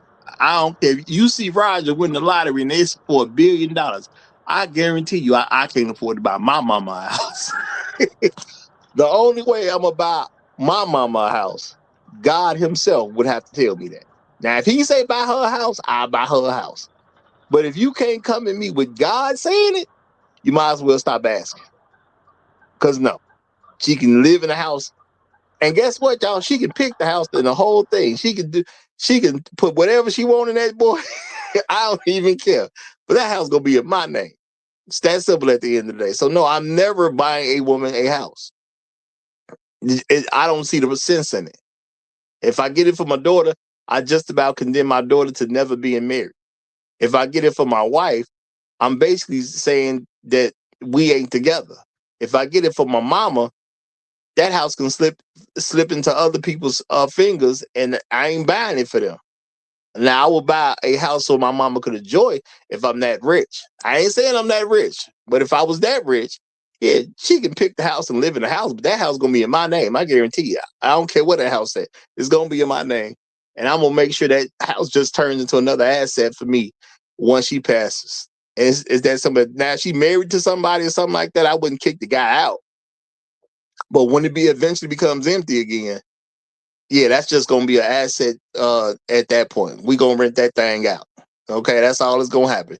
But ain't nowhere in the world I'm gonna buy her a house. It's just not happening. Okay. Now, women expect this from men, but they don't want us to look at them as if they're children. And I'm saying if black men are healthy, you're gonna have to start being real about these women being children. I get it. She's 33 years old. But where is she mentally? Okay. Shout out to Lady D Flow. Now, I ain't finna curse, but she said that's why women have no reason to marry your behind. Lady D Flo, you do understand most women ain't worthy of marriage at all. Men decide if women are worthy of marriage. So your statement don't even mean anything. I have to give a woman permission to marry me. You don't do anything to hold a standard to somebody marrying you. See, this is real life, Lady D. I decide if a woman is worth my efforts and time to marry her, because at the end of the day, I'm going to pay for her. She ain't going to pay for me. So her opinion don't really mean anything. And I know that might be hard for you to hear as a woman, but that won't make it any less true. Now, if you ain't going to sit here and tell me you're willing to marry a man and take care of him until the day he dies, then you have really nothing to say about it. Because when it all hits the fans, the truth going to come out. Are you telling me you're willing to pay for men until they die? Is you telling me you willing to get a husband that you have to take care of him? Because if you ain't saying that, you ain't saying nothing. And that's just what it is. Any woman, even you, would be lucky to have me marry them. She is proving so many of the tropes that are out there. These women really are looking for black men to come in their lives and be their servants, and to just needlessly spend money on them for things that they don't even know how to appreciate. They don't even understand what marriage is about. They don't understand what family is about. They don't understand the duties and responsibilities of being a wife and a mother or nothing. These are just selfish creatures roaming about the earth, just doing whatever they want to do. And then you have a few of them that are lucky enough to enter into home ownership. And once they enter into home ownership, that's worse than getting a degree. If they get a degree, they damn sure ain't trying to get married or stay married. They buy a home. It's a woman owning a home or inheriting a home prior to getting married. That's a death sentence to the possibility of them getting married. Just is what it is. You know, and shout out to Lady D Flo. She said, I'm not willing to help them alive. And you know what, Lady D said, I'm not even mad at you. That's cool that you have that opinion. But I'm also showing you how your opinion don't even count. Okay? What your thoughts is about marriage don't count because you ain't finna pay for nobody. Who They cares proud. about the people who won't pay? This is just somebody that's proud to be a loser and saying it out loud. No, no. My thing is, I don't even want to come at her. I actually want her to talk to me backstage so I can invite her to participate on the show. But the thing is, You want me to call her a loser to her face backstage, Roger? Because that's what I'm gonna do. I'm gonna say she's only a loser if she's past 30 years old and never got married. The same thing for everybody else. We not gonna make it personal, okay? Ain't she talking like she 13 going on 30, Roger? She could be a loser, but I don't have no reason I got to point out her specifically as being a loser. I bet you $5. I bet you $5, Roger. Now, ain't no way in the world you can get me to put my money on that bet. Now, let me find somebody else's $5 and I'll get back to you. But I ain't put my money on that bet. Somebody put $5 up for Roger. Somebody put $5 up for it. Shout out to No Placeholder. He said if she buying a house for men, I got a cousin, Ross. No Placeholder. You a smart man. That's all I can say on that one. That's all I can say. So you know how to see an opportunity. But see, this is the thing, y'all. We got to think about this from a healthy man's perspective. I'm a healthy man. Okay. I'm not interested in a woman who still thinks like a child. And I get it. It's harder for women to develop in some areas of life because of how they're treated and things like that. But I don't believe in the world of excuses. See, anything I got wrong, I just got to go fix. See, this is the thing, y'all. I ain't perfect either. Now, I say we not perfect, but I also include myself. We not perfect. So guess what? When Roger mess up something, Roger got to go fix it. So that means I don't want excuses from other people either. If you got something messed up about you, you need to go fix it. Don't look for me to fix it for you. I don't have children. Now, would I fix my own children's problem? Sure, to a certain degree, till they get to a certain age. And then I'm going to be like, well, I trained you to handle this stuff yourself. But since I don't have no kids, I ain't looking to come into somebody's life and fix their problem. It takes a childlike mind to think one day this mystery man is going to show up. I'm going to be attracted to this man. Okay. He's going to have all these different features that I want. But he's still going to be single in the world full of all these other women out here. And he's going to come into my life specifically to help me fix my problems. And I'm going to have sex with him. And I'm going to enjoy it. Now, see, when you say this out loud, it don't even sound legit. But this is how women think. Some man, this mystery man that they're going to eventually meet, is going to come into their life, care about all their problems, get them all fixed. He going to be tall enough. He going to be fit enough. He going to be suave enough. He going to wear the right outfits. He going to wear the right cologne. He going to have the right watch. He going to drive the right car. And for some reason, this particular guy is still going to be single, even though she getting older and older and older. But he's still going to be single and going to take so much interest in her that he going to be like, baby, I'll fix it all. Don't you even worry. Don't you even worry about it. I will fix it all. Every problem you got, I will fix it all. Hey, Roger. Hold on, real quick. Yeah. Shout out to Inspired Truth Broadcast. He say Santa Claus with a six-pack. Yeah, that's what they're that looking might for. be who they looking for. That might be exactly who they looking for. Go ahead, turn around.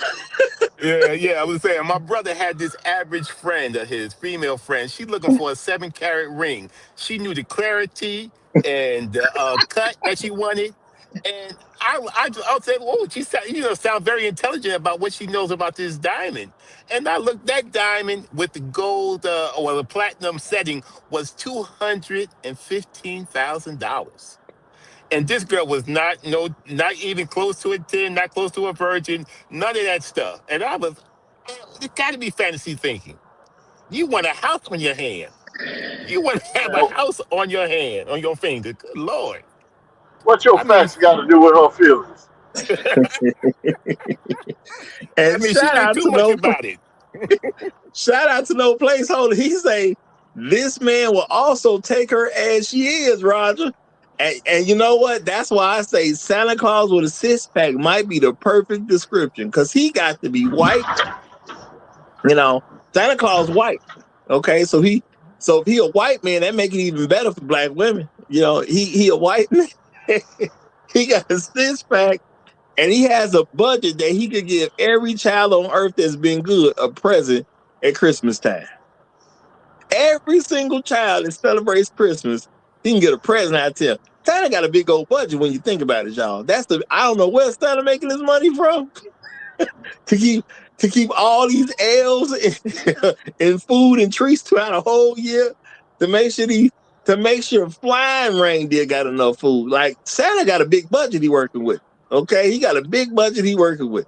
Okay, and he white. I guess he's manly because he got a beard. You know what I'm saying? he got long flocks. You know what I'm saying? Well, not golden flocks, but his hair kind of white.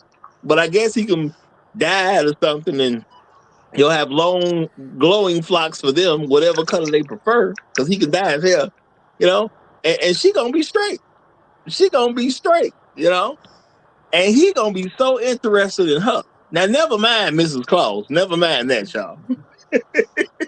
Don't you worry about Mrs. Claus, because the average black woman, I'm sure, can outdo Mrs. Claus. Okay, And if y'all don't hear the sarcasm in my voice, I promise you, you need to go get your hearing checked. Real talk, okay? Hey, I saw a video of a black woman saying these white men are stepping up, and they showing out. They showing up and showing out for these black women. I want to congratulate all you black women that have gone out there and found your white Santa Claus. I will be the first to throw rice at the wedding. I promise you. So now, y'all, now I'm thinking of black women from a collective standpoint. You know, I know it's not each and every one, but I'm gonna say, y'all, when we ask ourselves a real question as men, do black women think mostly like children or do they think like adults? And this is also the question I'm gonna ask you. Once you come up with your answer, now if you actually start paying attention to the fact that a lot of them do think like children, are you a healthy man if you're interested? That's something you got to think about. You know, are you a healthy man if you're actually interested in what I'm gonna call an unhealthy woman? Okay. Now, shout out to No Placeholder again. He said he got himself a plantation in the North Pole. You know what? I'm gonna say that's got to be true. That's got to be true. When all the stuff Santa pulling off, and he doing it every year too. He gotta have a plantation in there somewhere. Okay, he gotta have a plantation in there somewhere. But my main man, Shark Sims, is joining us, y'all. So I'm gonna go ahead and give Shark the mic. What's good, Shark? How you doing, brother? What's going on, fellas? What's going on? How y'all doing today? We doing all right, brother. We doing all right. Doing good, doing good. You're not talking to the mic though. You doing something else, but you ain't talking to the mic. You know, when you be like a little lower, that's what we hearing. My But bad, my bad. no, you I'm good now. You good now. But out here. before you start, shout out to Jerome Payne. He say, "Damn, Roger, what where they sell that Disney Kool-Aid at?" Man, you know what? What you got to do is find Santa's sleigh and look. It's a secret compartment on the driver's side. On the driver's side, the driver's side wheel. Look for the wheel on Santa's sleigh on the driver's side. Once you find that, everything you need is gonna be there. I promise you that. But you got to find the wheel that's on Santa's sleigh, and it's gonna be on the driver's side. I promise you, y'all.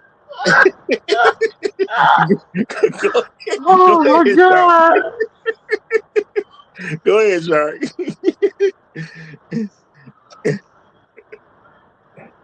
Shark, you on mute, brother. You on mute.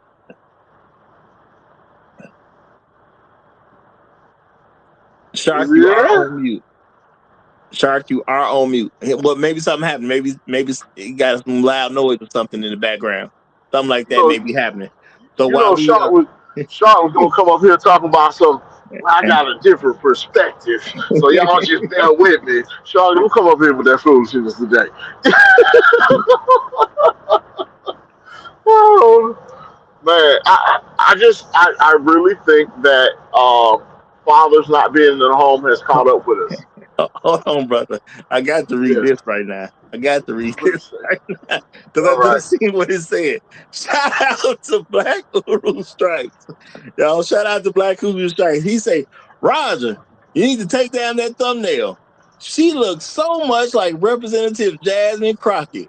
Reset might start playing with himself on that. You know what? You know what? You know what? Microphone check. Oh, we hear you, brother. We hear you. Yeah. My fault. I'm sitting here at work and stuff, and somebody started talking to me. But yeah, I'm out here. Happy Tuesday to y'all guys. I'm out here in the park watching the ladies walk with the nice outfits on. You know, I ain't seen not one sister walk by yet. It's a damn shame. But they won a $200,000 ring. Ain't that something? The setting on the ring. The setting. He didn't even talk about the diamond. That's banana. You could clone Sidney Crawford for that much. But yeah, honestly, like I was saying before, like I don't know what it is about black women, but they don't mature past a certain age. I think the sister Shahrazad Ali even said it. She's like, black women don't mature past 14, and you can literally tell. They still playing dress up. They still playing in makeup, and they just they brains don't compute don't think like other women. You know what I mean? The Chinese woman, she understands. The Mexican woman understands. The Indian lady understands. The Muslim women understand. But for some reason, the African American woman, it's hard to get her to understand. And I specifically said African American woman because the Jamaican woman understands. The Haitian woman understands. It's just them. I don't know if common sense has been bred out of them, but it's just ridiculous right now. So to my fellas, that's why I say, like, man, get your money, because that's the only thing they want. That's the only thing they think about. Just get your money and understand how to use your money. And when you're ready to settle down, you get everything except that. Unless you can really be a lucky person to find an African American female who can understand what life is about in America for herself as a black woman and yourself as a black man. Because other than that, the odds are stacked against you. And I Man, and I can't count. the Bible is telling us what's going on, man. It says the love of money is the root of all evil. Not the money itself, but the love of money is the root of all evil. Ain't they been telling you for years now? They love the money. They don't love you. All right. Now we got another guest coming up. So we're gonna turn the mic over to Run, nigga, run. You got it, my brother. How you doing? How you doing, Roger? Hope everything's doing well. A shout out to the brothers on the panel, and shout out to the brothers in the chat. This is a very interesting topic because at the end of the day, what we're really talking about is arrested development, right? Where you're growing up to a certain age and you stop, and this is where we see a lack of fatherhood, a lack of structure, a lack of discipline, a lack of morals, a lack of being held accountable in adulthood. Because in the black community, we have to face the fact that we do have a level of arrested development. Like for example, we got niggas on the panel right now, 50 years old, jerking off on air. Lack of discipline, right? And so at the end of the day, lack of fatherhood, lack of being held accountable, right? Like the other day when I talked about how brothers want to live in white neighborhoods. Apparently, all y'all niggas do live in white neighborhoods, but y'all want to front lie on live air. Lack of character. Did we So, talk? Y'all just jealous of me and Jasmine Crockett. You know, baby, I know you just lost your job. I got you. Just hit up the Roger Report Live. I'm gonna take care of you, baby. This is a great point of lack of discipline. Openness There speech. you I go. haven't even spoken for 1 minute. I haven't even spoken for 1 minute. But niggas can't hold Seems themselves. like a long time. Seems like a long time. Seems like a long Brother, time. bro, you are 75 years old. Go change your diaper and be quiet. All right? But I'm done. I'm wearing Depends. Change your diaper. No, but Hot Sauce has a big point. Like, and not even making fun of Reset. The fact that he could hear this woman talk how she talks and act like she acts, but still would jump out of a bush for her. That just shows Yeah. black women don't have to get better. Yep. Black men gotta get better. Because Because we are the no, only ones that tolerate this shit. And if it's well, tolerated, why change? it's compounded. It's compounded. First is right.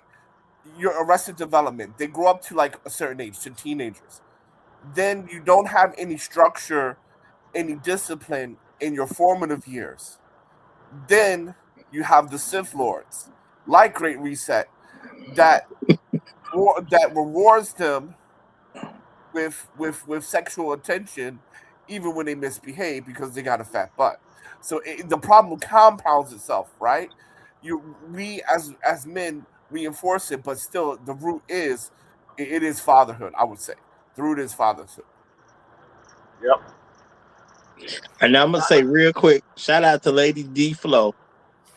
I don't even know why she made this statement, but she said you can judge women that you do not raise and refuse to marry, but she will jump to follow you. See, this is what I mean by stupidity. Yes, you can judge a woman that you didn't raise. You absolutely can. What the fuck Now do that you mean, that Roger? Like, now she said you refuse to marry, but she will jump to follow you. This is how women. I mean, I don't want. This ain't personal to you, Lady D. Even if you was a person dumb enough to say this, the reason you not married because you don't follow. You can't even put two real thoughts together and stay on pace. The issue you have about not being married is because you don't jump to follow. That's your problem. You don't jump to follow. That's why you're not married. So yes, we can judge women that we didn't raise. We're going to do that on a regular basis. And for you to even suggest that we shouldn't judge a woman is slow. That's a child's way of thinking. Every Yeah. adult should have an understanding that every other adult is going to make a judgment about. Right. It's called judgment call. Right. In your life, you have to make. If you need, if adults have to make decisions, so you need to make a judgment call. Everybody judges everybody in all aspects of life. In the classroom, you get judged by your performance. At work, you get judged by your performance. Around your friends, you get judged about how well you interact with a group, right? Everybody is judged. I mean, that makes zero sense. But again, that's adulthood, right? That's adulthood that in the black community there's a lot of arrested development, thinking that things go to like a childhood state, but it doesn't work like that But in adulthood. well, I'm gonna say it definitely was a childish thought. I could understand a child thinking like that. A child would believe other people shouldn't judge them, not an adult. A child thinks other people shouldn't judge them. Well, a child would suggest you shouldn't judge them because they are a child. A child don't get it. You know, that's why I've always said I do not hold children to the same level of responsibility or accountability that I'm gonna hold an adult. I already know a child ain't gonna get it. I don't even put it on a child to get certain stuff. They kids. It's not gonna happen. But let me move over for BaileyStarksEnterprises.com. Well, Bailey Darts, excuse me, BaileyStarks.enterprises.com. Just to make sure it's heard properly. BaileyStarks.enterprises.com. You got the mic, my brother. Go right ahead. Hey, Roger. Hey, panel and chat. Long live the bitch of line steppers. Yeah, yeah. Terrific Tuesday to y'all, brothers, and to the black manosphere. I got to push back a little bit, Roger. Uh-oh. Children do know what standards are. If they can get the A's and B's and honor roll accolades at school, but don't come home and exercise that same standard, they're lying. And the parents, a lot of the black women that are in these oh no, don't say single parent, man ostracized households, um, we agree with that to a sense. They're supposed to get grades. If they're supposed to get grades, they're supposed to keep the house clean. They're supposed to exercise the same decorum that they exercise so their principal don't get in their butt at school and suspend them. And because what women do, the kid does get suspended from school, they mad. Now I gotta watch them. I gotta really be a real parent. I gotta account for their whereabouts for these whole next 24 times 10, 240 hours. Damn, I gotta be a mama. But I gotta gripe about it. I gotta bitch to my girlfriends, bitch to the auntie about it, bitch, and say it's their daddy fault they got suspended for 240 hours because I don't want to allow him to discipline them when they're not with him. The only discipline they can get with him is the discipline of his wallet when they with him.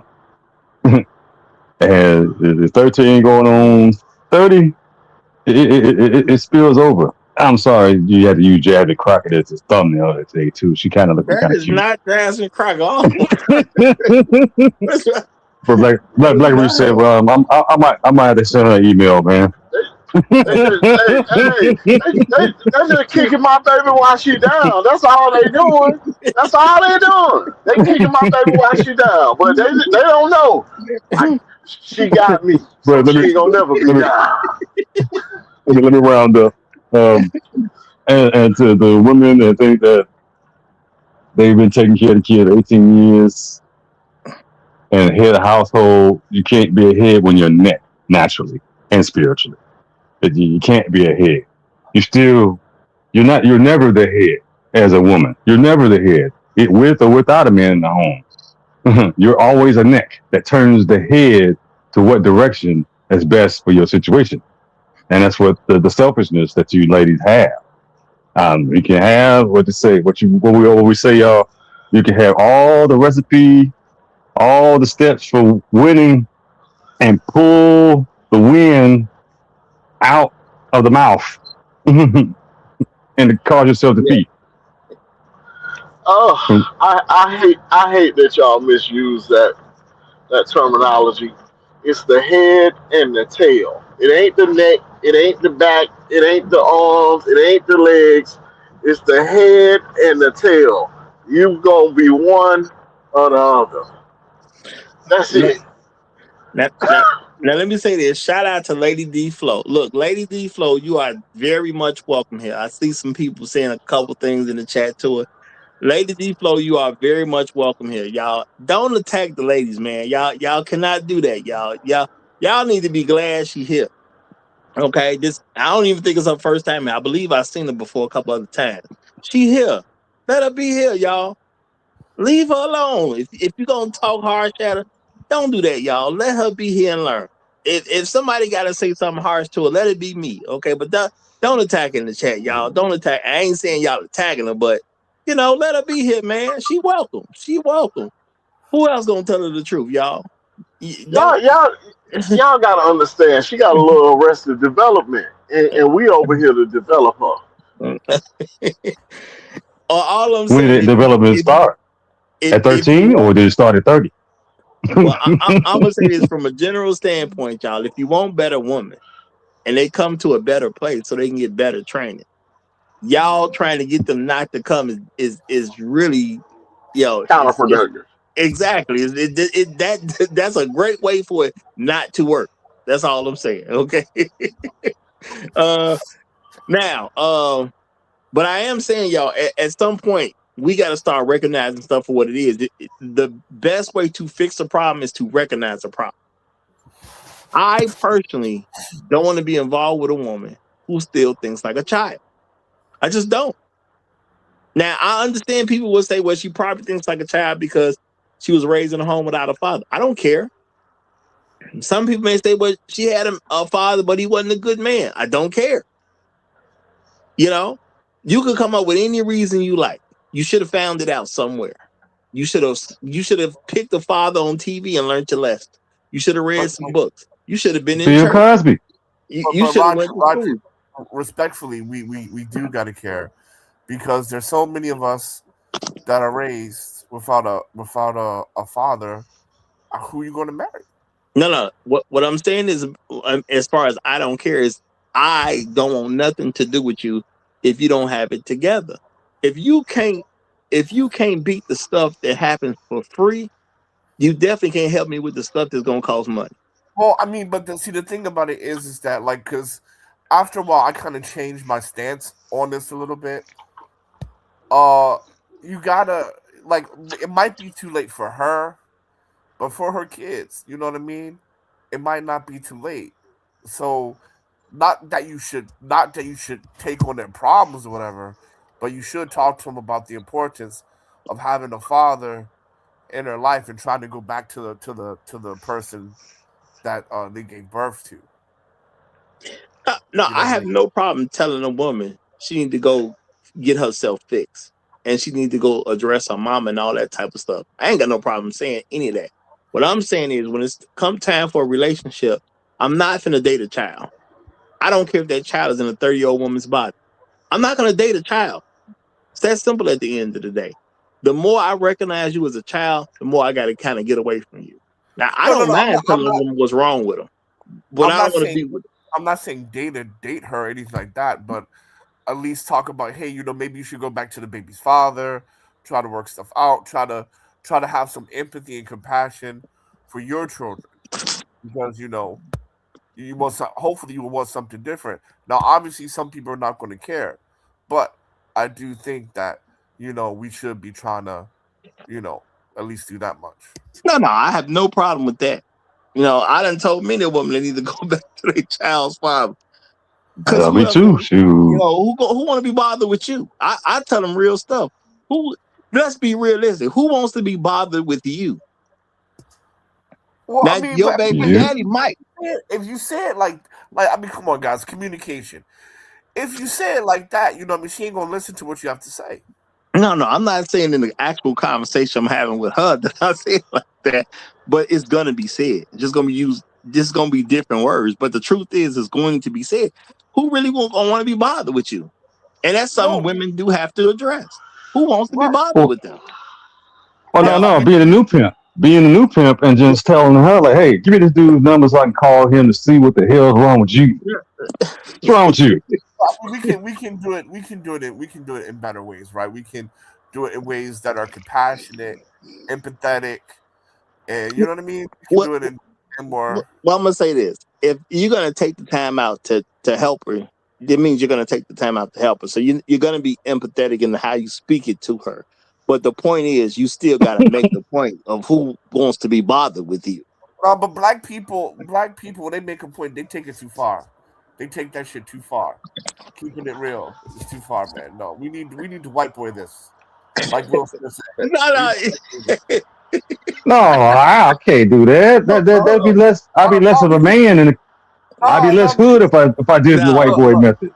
Like, no, because no offense, because when black people like to keep it real, man, that should be all wrong. Look, there is a way to address things with empathy, and all I'm saying is, if you're going to address a person from an empathetic standpoint, you probably want to use some empathy while you're doing it from an empathetic standpoint. That's all I'm saying. But I'm also saying I am going to let a woman know, real talk, you need to think about it yourself. Who actually wants to be bothered with you? Because that's something she got to get past. What makes her worthy of being bothered with? That is a real thing for her. And, I know it's touchy, but you can't fix a problem until you acknowledge it. Ain't too many people accidentally fixing problems. And shout out to Black Hoover Strikes. He says Afro Merchant, but bruh, she looks like Jasmine. she is even wearing the same makeup, weave, and lashes. Look, y'all. Look. Okay, look. I'm going to Texas. Maybe this lady in the picture somehow looks like Jasmine Crockett, y'all. This is not Jasmine Crockett. I'm gonna make that play. This is not Jasmine Crockett. It might not be Jasmine Crockett. It's Jasmine Crockett inspired. No, man, that is bro. This is clearly an AI image that made Barbie and just painted the skin black. This is a white skin. Come on. This is secret. This is proof that Roger secretly desires Jasmine Crockett. I don't know of any reason that I would want to have anything to do with Jasmine Crockett. This is not no Jasmine Crockett. Okay, I couldn't. I don't pay no attention. Well, I can't say I don't pay no attention, but I'm a content creator, so I look at a lot of stuff. But no, this is not no Jasmine Crockett, nor was it inspired by Jasmine Crockett. Okay, it's all right. It's all right, Roger. I jumped off the porch first, so you ain't got to be shamed. You gonna be out there with me. This is what you call it, Jennifer Garner's movie, 13 Going on 30 by Jennifer Garner. This is a movie. Well, that's just to fit with the subject of the show about should healthy men be interested in women that think like children? Because I think that's a very real question that black men got to start asking themselves, and we got to start addressing black women from a realistic standpoint. A lot of times they just not good enough because they think like children. Now, you ain't got to think like no child, and that's something you can fix. And it's free. You ain't got to spend a lot of money to start acting like an adult. You know, it don't cost a lot of money to start acting like an adult. You know, it's basically a free thing. Now, I understand adults got bills and stuff that's going to come along with it.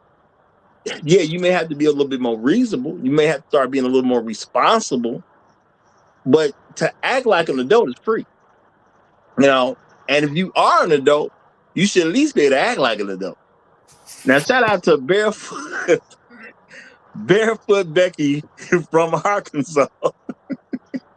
He says, Candace Owens, that's Brad Lover. Get corner chair. Look. That ain't no, this is not no Candace Owens. This ain't no Jasmine Crockett. It ain't no young picture of Oprah. This ain't no known black woman, period, y'all. It's just a simple image, man. It is Jennifer Gardner in the movie 13 going on 30. Look at the art. It's Jennifer Gardner in blackface. 13 going on 30 is just something that's shorter than should healthy men be interested in women that look like you. That's all that is, man. Compassionate Collins is a class member, and that's why we have this picture today. He's part of the class. Look, if you find this image to look like you, understand Roger wasn't thinking about you. Roger wasn't studying you. Roger probably don't want nothing to do with you. Okay, so it ain't you. Whoever thinks it looks like them, I ain't thinking about you. Real talk. I'm just letting that be known. Okay, you were not an inspiration for this for this at all. You may want to be an inspiration, but you were not. All right. Question, Roger. Go ahead. Roger, I got a question, man. Now, for us who out and about in the workaday world, or just chilling, or just in the park, body watching, how do we recognize a woman? How can we visually recognize a woman that's going on 13 going on 30 in society? In our everyday life, in your opinion? How can you visually recognize these women? You can't. Yes. I beg to differ. No. You can recognize the woman. There are some things. There are clues. I don't know if Roger got an answer, but there are some things that you can see. I got an answer. I got an answer. Because all you're gonna get is clues. You never know anything for sure, but there are clues. Because when you think about it, how she dresses is a clue. Because there are some women who are still trying to compete with 21-year-olds, and then there are some women who see themselves as a higher class of woman, so she dresses a different way. That's a clue. I'm not gonna say it's gonna confirm anything, but it is a clue at the end of the day. The different things that she's into is something we do get a chance to see. What her regular activities are. No, but you won't know that by looking at her what she's into. Well, I'm saying some of the stuff. Sometimes when you see a person doing stuff, you should know right there. I ain't talking to her. You visually see a person doing something. You should just, I ain't messing with her. Okay. So hold on. Let's make this practical, Roger. So Great Reset, he like those girls who work at the gas station. So Racetrack Petroleum, sir. Racetrack Petroleum. And because that's all the girls. Oh yeah. So she's wearing her uniform at the cash register.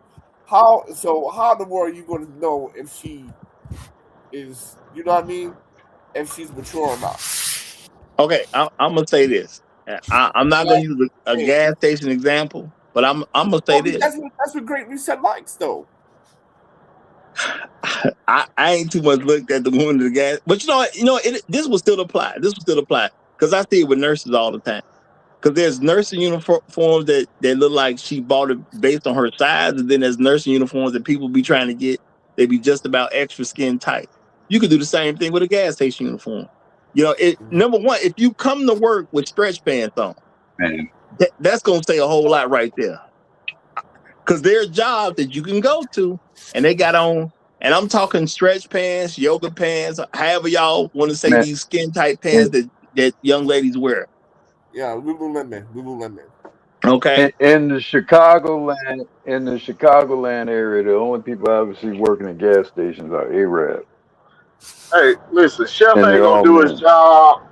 Chef ain't gonna do his job. I'm taking Uru soup today for unsolicited, just for no reason, just attacking members on the panel. You you don't have the authority. You don't have the No, but I mean, but when you're driving on the highway, the interstate, right? Yeah. And Oh, I'm gonna say this too. Shout out to Red Lord Black Sigma. He said septum piercing. That kind of says something about a woman's maturity level right there, because you know, um, I ain't gonna say I ain't never seen an intelligent woman with a septum ring on, but it's Mm. almost like the guy with no legs. Once they got a septum ring, Mm. they don't come across the most intelligent. I'm just gonna say that, okay? Because I can think of one woman that I know that can come across as intelligent who wears a septum ring, but it's only one.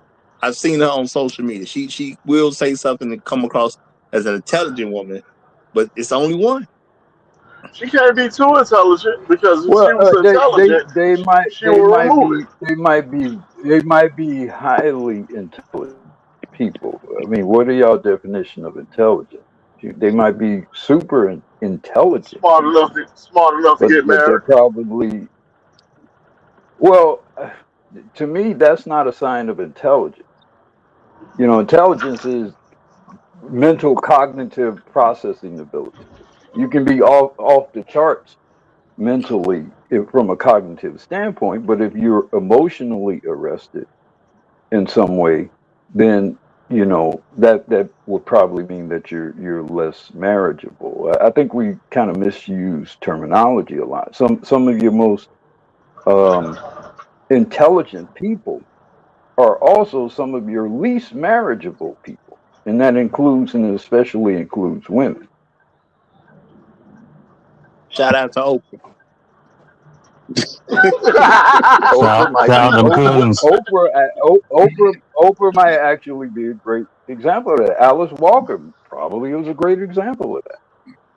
Highly intelligent people, but they ain't got no business getting married to nobody, especially not a man.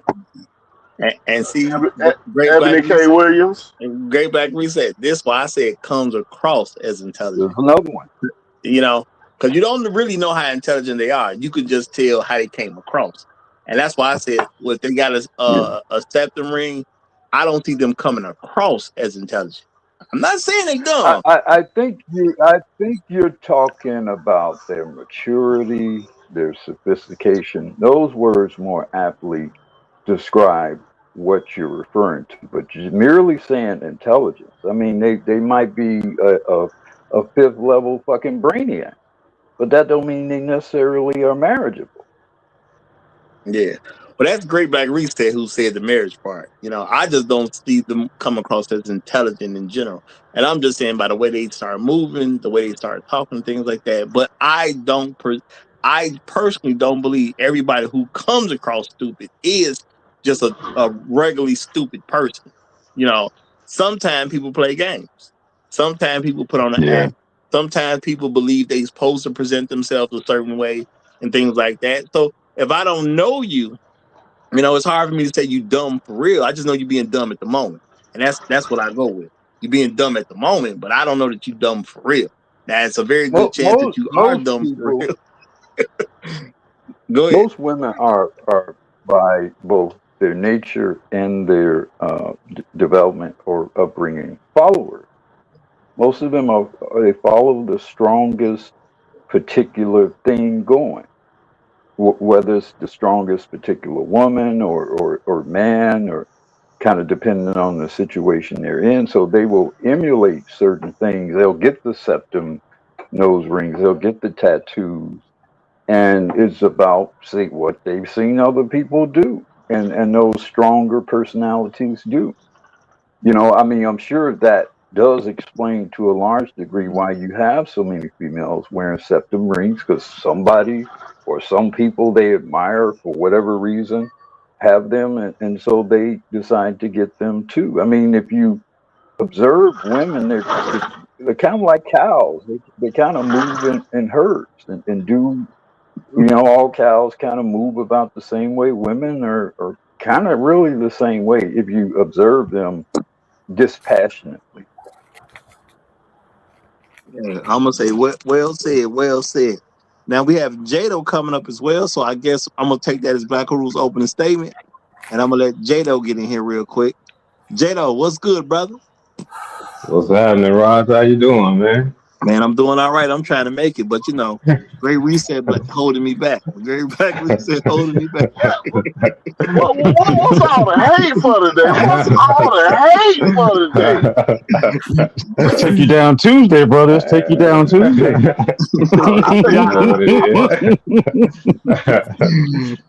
Hey, what's up, fellas? Everybody in the chat, replay gang as well. To the question of your show, Roger, should healthy men be interested in women who think like children?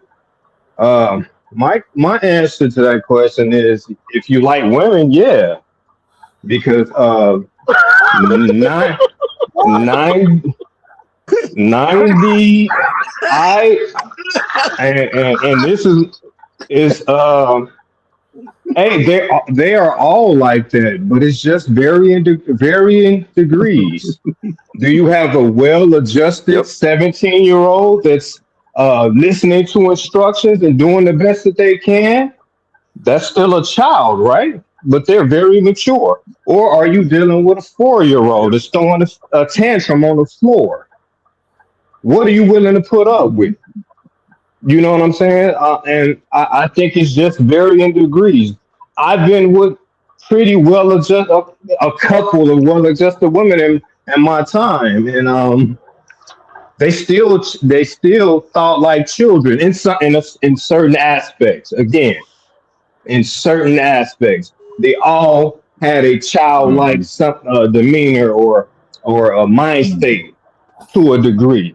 So I would just choose the well-adjusted 17-year-old that follows directions and has a good direction in their life. You know what I'm saying? As opposed to the 7-year-old or the 4-year-old toddler. You know what I mean? And I guess I'll end right there. I'll go one step further, Hold on, and I gentlemen, would wait a say minute. that I want to make a clarification. the best of Let him open. Let him open. relationship. Everybody's Let him talking at the open. same Let him time. open. Hold on, but Roger, this is important. Roger, this is important. Yeah, he's talking about mind state, not the actual age of a You child. gotta clarify that, brother, because this is Yeah. you gotta clarify. In the pat, you can't be like, please clarify, please. I am not suggesting that someone should deal with a minor. I am saying the way that they think. If they think more like a 17-year-old that's well adjusted, that follows directions, that is open to criticism and direction and correction, then you would deal a woman that thinks more like that as opposed to a woman that thinks and behaves like a 4-year-old or a 7-year-old. Am I clear with that, everyone? Yeah, but it's just You're for very the clear. purposes of And I was trying to explain something. Go If ahead. you've been in a long-term relationship with a woman or marriage, especially a marriage, usually, very often, there is some father-daughter thing between you and that woman. Very often. Yes. Sometimes I will say things to my wife and she will regress to a child in a very Yes. sort of, and not in a negative way, but it's a submission. It's a expression of submission. Well, we're gonna do what Daddy say we should do. So that's Yeah, Daddy actually Guru. a healthy part of relationship. It's actually a healthy part. The Yeah. reason why I asked you to clear, because if the the algorithm catches it, No, I somebody get it.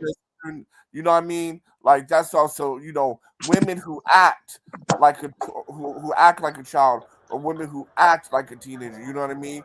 Because the algorithm be crazy like that. So just to clarify, so there's no problems. Yeah, and Yeah, and Absolutely. I want to say it needs to be clarified also, because sometimes you have dumb people in the audience. They'll sneak over here too sometimes, and they'll try to make it a problem because they're kind of Right, slow. right, So right, right. it's So yeah, necessary. yeah, just yeah. for the sake of I'm live. in full agreement with hot sauce. I wasn't trying to cut you off, Uru, or be rude or anything Yeah, like yeah, that, yeah, but I yeah, was yeah. trying to do the same thing hot sauce was, saying, hey, let's clarify that real quick so don't nobody clip this up and try to make it something it ain't, and Right, try to get Roger's channel canceled. So we just right, trying to protect the channel. right, That's Like, it. so we couldn't cancel J-Lo by himself. You got to throw me in there, huh? No, Uh, like that's the thing, right? We didn't want your channel to be canceled No, I'm joking. I'm because of joking. some I'm joking. misunderstanding. No, I Yeah. appreciate it. all right. I'm joking. uh, Back to Jado's no, 2 minutes. yeah, yeah. And, No. and Go ahead, J-Lo. Go ahead. But no, I was just Jato's point is valid. There's nothing in this society that encouraged the full maturation of women.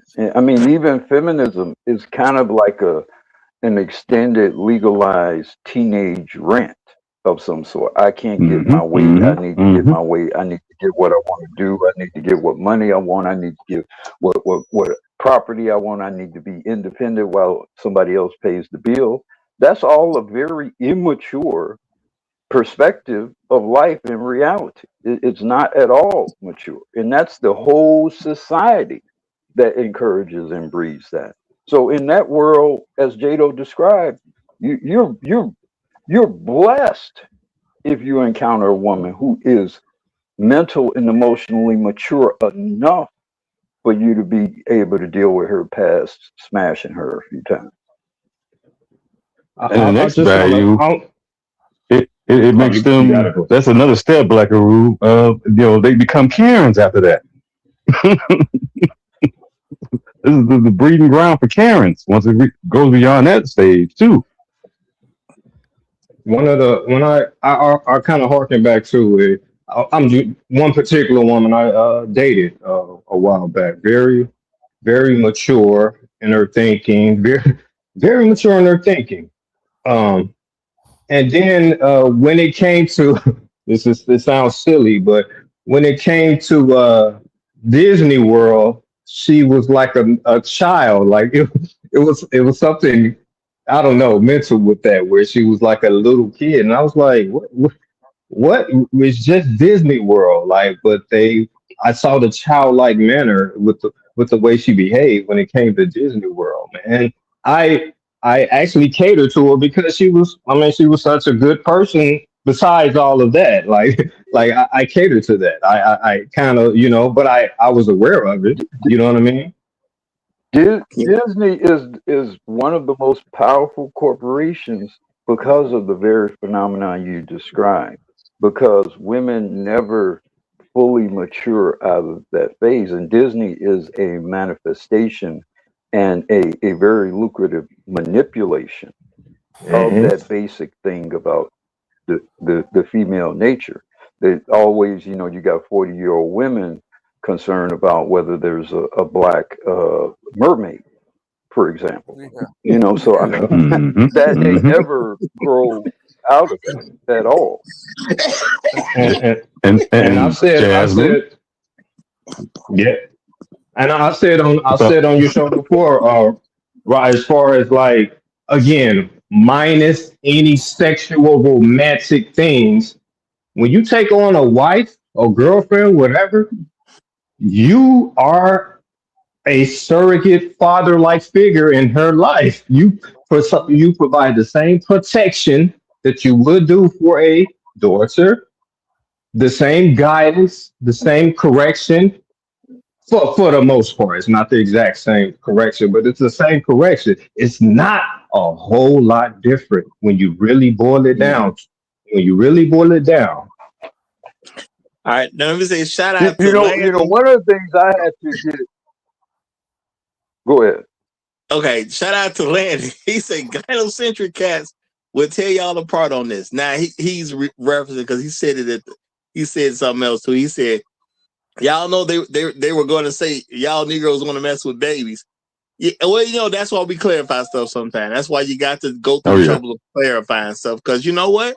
There's dumb people out there, and when you put stuff out into the public, the dumb people get to see it too, and you got to accept that comes with the territory. So it is what it is. We're gonna move along. We're gonna be all right. We're gonna be all right. But go ahead, Black Guru. Go ahead.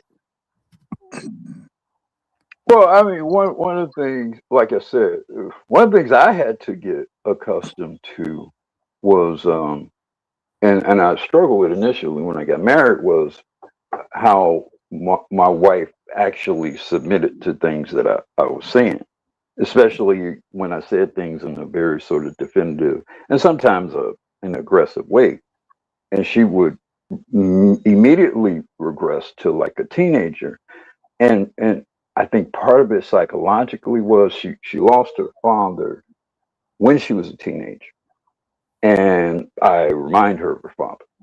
So some of that was some of that is kind of in that cycle of thing. And that's been mostly a positive thing. Once I got to a certain level of maturity and understanding and appreciation for what that meant. And a lot of times the problem we have with some women, not all black women, but sometimes with some black women who maybe have been raised right and have been raised in an authoritative way, we're not necessarily prepared and comforted with being the father in that relationship. Sometimes we're not trained in it. Most of us weren't raised in an environment where we saw our fathers kind of doing it with our mothers. We've heard all this feminist programming that told us we're not supposed to be able to be the father in a relationship. So we ourselves have to understand that, as well as as Jado described, accept the fact that most of them are going to be, in the Western society in particular, are going to be emotionally and psychologically stunted. And the issue is how stunted are they, and whether or not you can manage their arrested development, if you will. Or tolerate it. Well, you know what? These are very good points. Now, I'm just gonna say for myself, I understand I live in a world where a lot of the women are going to think like children. I get that. I'm just not accepting it. Just is what it is, man. I expect a woman to be able to be a complimentary person to me. I'm not saying she got to make all the best decisions all the time, because that's putting too much on any particular person. But you're supposed to be like a second in command. When I'm not there, you supposed to be making decisions that will represent, us as a unit. If I can't trust you to do that, I don't want you around. I'm gonna keep it real. I don't know what women would have to do to quote unquote get themselves together enough, but I'm talking about free stuff, man. You can act like an adult. You ain't got to be the very, very best, but you can at least be an adult.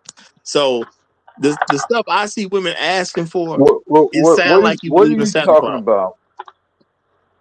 What are you talking about? Presentation, or like real sort of behavior and actual duties and roles? Because those aren't necessarily the same thing. I mean, you can have a woman who comports herself in somewhat of a childish way, but actually be a very dutiful wife. Conversely, you can have a woman who comes off as very professional and very with great etiquette, and be shit in terms of an actual wife. So I'm just trying to understand, when you talk about maturity, they're different. I've seen women who are kind of tattooed up, for example, but they are real, wives and supportive of their husbands. I don't necessarily go for that, but I guess he do sort of the cost benefit of that. Today, it's kind of tough because there's so much freedom in the social expression of people. It's difficult to divine to what degree that social expression is truly representative of their character and merit as people in general, but also in particular potential life mates and spouses. Well, I'm gonna say I like stuff that makes sense. But before I say a little bit more, I'm gonna say shout out to Joe. Appreciate you big time, my brother. Joe says 30-year-old black women living out Beauty and the Beast 4. Della's revenge.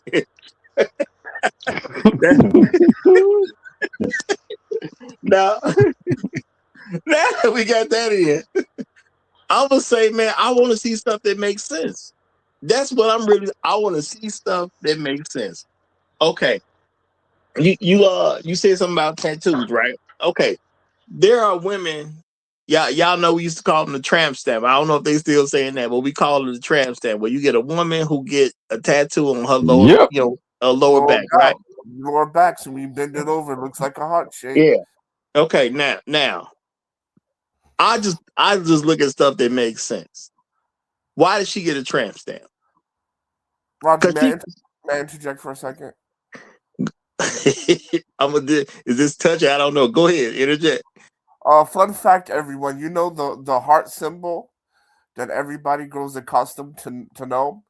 That symbol is really a woman being bent over doggy style in that shape. Please continue. Oh, okay. I get you. The upside down heart, right? Yeah.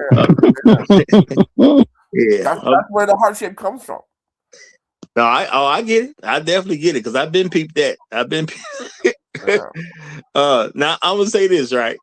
Yo, women will go get a tramp stamp. All right, but you know what? Let me Landon said something to it. I don't want to lose the context, so let me get this in. Landon says when women actually submit, they immediately regress to an almost childlike father-daughter like relationship. The sad thing is most men, especially black men, have never seen this personally. Yeah, and I'm gonna say that is a shame. Real talk. That's a shame. You know, you want to talk about stuff that's a shame. That definitely is one of them. Now I'm gonna say this. For me, I like stuff that makes sense, right? A woman wants to get a tramp stamp, right? I had a girlfriend one time. She said she wanted a tramp stamp, and I say, nah, you can't get one of those. And I mean, you do what you want to do, but you can't get one of those and be with me. That's what I told. You know what I'm saying? You do what you want to do. Where's she gonna put your name on the tramp stamp? Because if you gonna put my name on the tramp stamp, I said, go ahead, baby. Roger and Go ahead, Roger and Angel Wings. Put Big Roger on there. Put Big Roger Big on Raj. there. No, it should be the house of Roger, right? Because Dick's get cold. She had Guess Rod in every room. House of Roger. Roger was here with an arrow pointing down. No. Just listen, gentlemen. Listen. All you need to say, the house of Roger, because in the winter, Dick's get cold. Now, I would say she didn't put that type of thought into it because she didn't even know what she wanted. She just wanted one. And I just said, look, you just doing something because other people doing it. If you really wanted one, you actually have an idea of what you wanted there. So at the end of the day, you just moving off what the world is doing. So it's this simple. Cows. You there you go. So I say you do what you want to do, but if you get one, we're done. It's that simple at the end of the day. I'm not finna really go through no big process with you because to me, you're an adult. You just came to me in a childlike manner. I say you have to act as an adult. Yeah. You don't even have a reason for getting a tattoo. You're just doing it because other people doing it. So if you're gonna live your life based on what other people is doing, that ain't me. It's time for you to roll out of here. Do adults do that too? Well, that relationship wasn't gonna work anyway. So what I would have done was I would encourage her to get the transplant. Make sure she got something exactly Here we go. what I wanted her to get. Have fun with her as much as it worked for me to have fun with her, then dump her ass. That's what I would have done. Good, Because that good relationship day. wasn't going to work anyway. So you might as well have fun with it on the way out. Yeah, because oh man, yeah, you missed a golden opportunity, Roger. I'm sorry. And this why they say hindsight is 2020. This is what we doing with it. What you should have put on her back was the nutcracker. That would have been every time you nutcracker. Well, I mean, honestly, if I would have cared about stuff like that, that's cool. But you know what I'm saying? For me, usually when I break with a girl, I'm gone. She's never gonna talk to me again. I'm never gonna talk to her again. Now, it didn't happen in that particular case, you know what I'm saying? But usually once we're done, we're done. And that's it. That's just how it goes for me. Bro, you know, Roger, I don't understand sometimes, Roger. I really don't understand. If you don't get sex, you ain't paying for your kids' education. On the back, you don't want to have sex with her. Nigga, you gotta make up your mind. No, it's not that. She didn't have a reason for it. If you're doing it just because other people doing it, you're being dumb to me. Well, maybe she was fond of her clapping style, right? Nutcracker, stamp that shit on her. Nutcracker. Look, at the end of the day, Roger, she was telling you, I'm finna be a hoe out here. So you don't stop it. Like the Ghetto Boy famously said, you gotta let a hoe be a hoe. You know, you enjoy the hoe while she hoeing for you, then you let her go. Right? That's pimping, baby. Purpose up in here. But hey, she wasn't accepting Roger's pimp hand. That's what it was. Roger was laying his pimp hand down. She didn't like it on her face. Or where she gonna put the transplant? At the end of the day, I didn't stop her from nothing. I said, do what you want to do. But if you do that, we done. Because she couldn't give me a good reason. Look, I was raised that a child can tell you what's going on in their own head. That's a fundamental belief to me. You got to be able to explain what's going on in your own head. So Roger, if she would have came up with a good storyline and maybe a different location for the because she wanted it specifically on her lower back. Is that what you're saying? Or yeah, she said she won't get a tattoo. Okay, I say. She. Let me tell you what happened. She was rolling with a crew of hoes who all had tramp stamps, and she wanted to have a tramp stamp just like the rest of them. That cows, man, cows.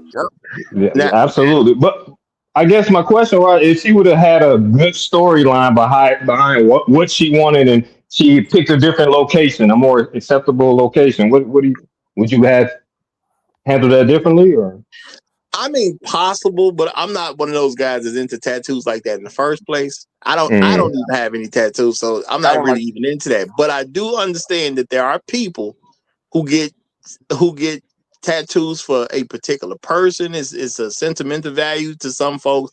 Some people, it's about their culture. They you expressing different things when there are some people who are using tattoos as a certain expression of something when they get them. I do understand those people exist, but you came to me and said you wanted one and didn't even have a reason for it. If you can't tell me what's in your own head, either you're trying to hide something from me or you're being slow. I don't appreciate either option. I kind of looked at any woman with a tattoo anywhere on her body, and I'm not. Hey, everybody can make their own decision, but they're doing it because they're following others. I mean, the truth about it, any man that gets a tattoo is following others too. It's rooted in rebellion, is what it is. Men do it for rebellious reasons. Women do it for rebellious reasons. The women are following the men. The men started doing this stuff first, and the women are following them because there's also a masochistic element to it, because getting a tattoo is painful. It's a painful experience. Sometimes it's highly painful. So there becomes an emotional attachment to enduring that experience of then getting that symbol. That symbol becomes you become emotionally bonded to that symbol you're getting by way of the pain incurred towards getting it. It really is a kind of psychosomatic experience from what I've observed of people who get tattoos, because then they get in a cycle of repeatedly doing, and then it's almost like like I said, S&M experience for a lot of people. Yeah. I guess my point. Now, I I guess think my point. I guess my point was. I mean, ultimately, people with any piercings and tattoos, they're followers, and that's including me. I have tattoos. I have piercings. You know what I'm saying? So if a what I'm woman, they're all followers. Yeah, what I'm saying yeah, is, and if she getting a tramp stamp, you know she following hoes. I mean, that natural deduction, because the tramp stamp is a symbol of hoeing. So if you gotta get a tramp stamp, that means you either are a hoe, want to be a hoe, and or following hoe. you at Well, least it want tells to you how to blend treat in. her too. You at least want It to goes. blend in It's with your expression. It's an expression of how you should treat it anyway. You got the tramp stamp, so I'm going to treat you like the tramp stamp. This is your label That's what I'm of the saying. That's package I'm why buying. once she told me she was gonna be a hoe out here, then at that point, everything that I hadn't done to her, Roger, I'm doing. Everything I look. ain't done to her, I'm doing to her. Yeah, you No, no. definitely got to Look, cut off. y'all, You y'all are making some great points, and my thing is with the way the world was changing, and and all that type of stuff. Yeah, she probably just doing something to try to fit in. But at the end of the day, again, when you present something to me and you can't tell me what's going on in your own head, you're either lying to me or you're slow. I don't have any other thing I can come up with. So number one, you gave me two bad options. Okay. And if you want to do it, that's fine. But you got to be able to explain to me why you want to do it if you come to me Well, for approval. well, Well, I mean, how can I explain? How can she explain to you? I'm getting the symbol literally for painting back shots too. That's the purpose of my doing it. What she made her Warm, decision. warm, warm, warm white paint to paint the back shots. That's what I'm getting well, at. actually, Roger, For my actually, OnlyFans page. and actually, on second thought, I think we're being too judgmental because it's kind of a hospitality situation. Because she give you something good to read while you put in that work. Well, but she didn't. Well, She like I really said, is. she really didn't even have a plan on what she was even getting. She just said she wanted to get one now. Well, I mean, That that's where you as the come in. That's where She likes the ocean, Roger. She likes how you see the waves. Yeah, Roger, I want to thank you for digging me out. So I want to give you something interesting to read while you put in that work. And then she asked you, what would you like to read? That's no, all she was asking, nigga. That's what would you like to read? I totally get you, You and I'm know? not saying you wrong at all. I'm gonna say that makes sense. But at the end of the day, I'm just not even into tattoos, so I don't care. You know what I'm saying? So maybe she was trying to make a good gesture toward me, but you making the wrong gesture. Because if you know me, which you did, you know I'm not even into tattoos. So Roger say he's not a reader. He likes pictures. no. Yeah. Sometimes people are trying to be Well, nice look. to you, but let me just say this. Sometimes people try to be nice to you, but they're trying to be nice to you in a way that fits them. It doesn't actually fit you. You know what I'm saying? Somebody could bake you a cake, and that's a nice gesture. If somebody bakes you a cake, it's a nice gesture. Nobody can sit here and say that's not a nice gesture.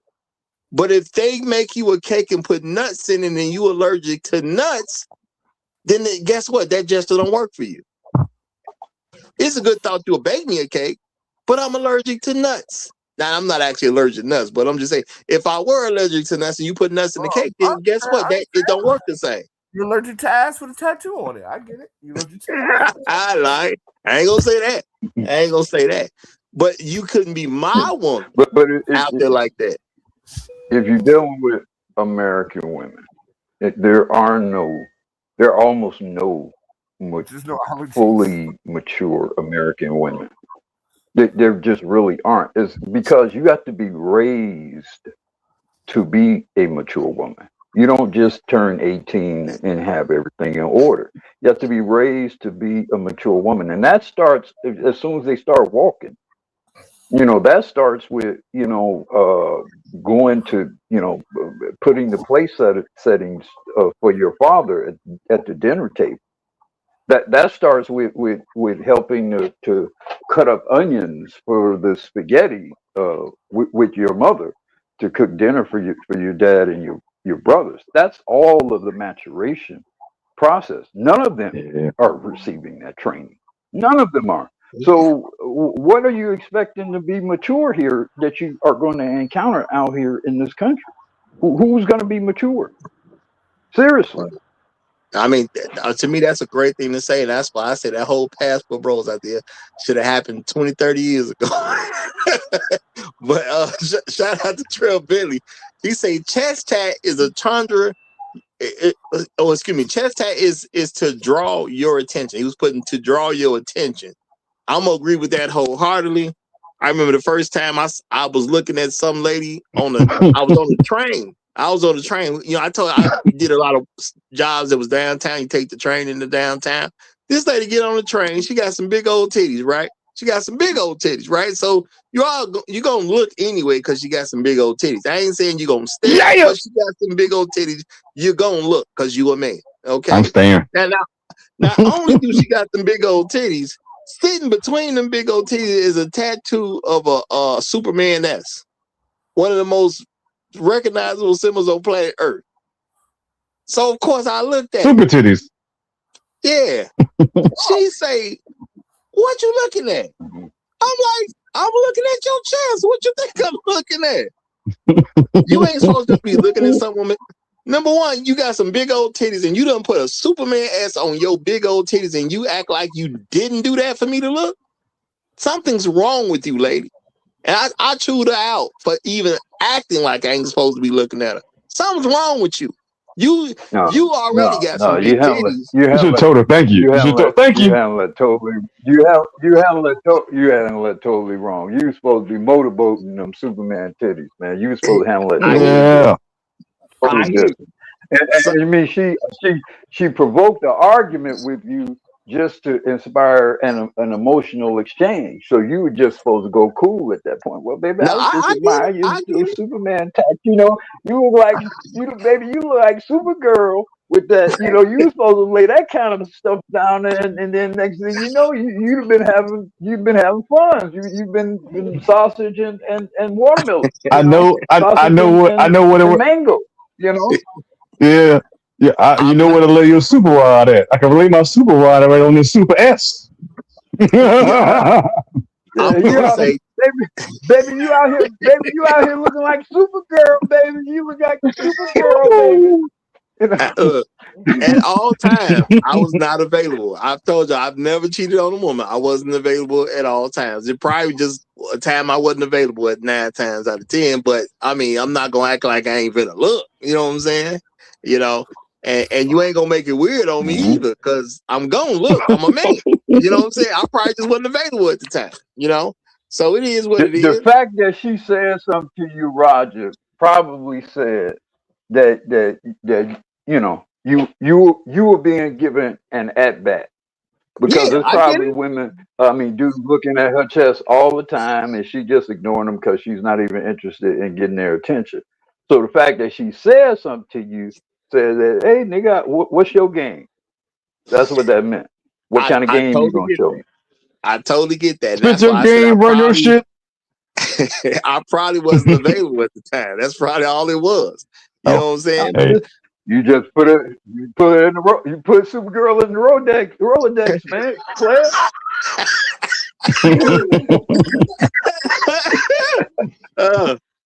I get that it was an open invitation. I do get that. But I just, you know what I'm saying? I'm going to say more than likely I just wasn't available at the time. Because it could have been your Bronny James, Roger.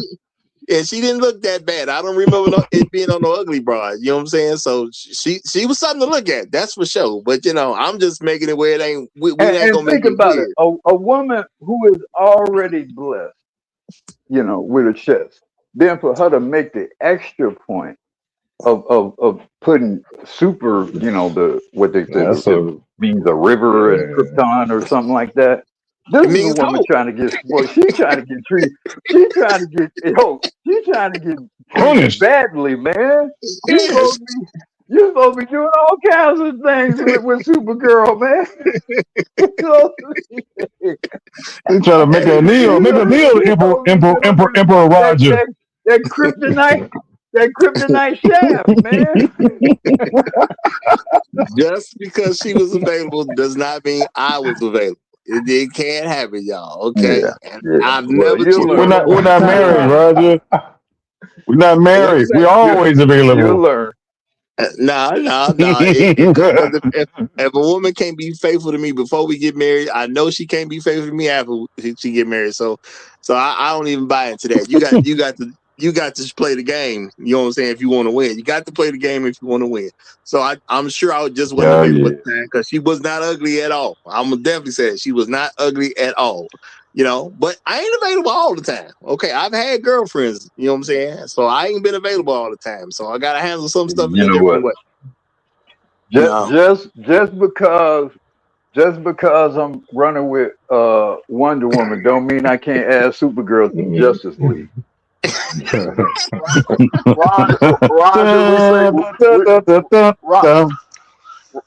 Roger, we say this all the time. Stop trying to reduce men to being girls.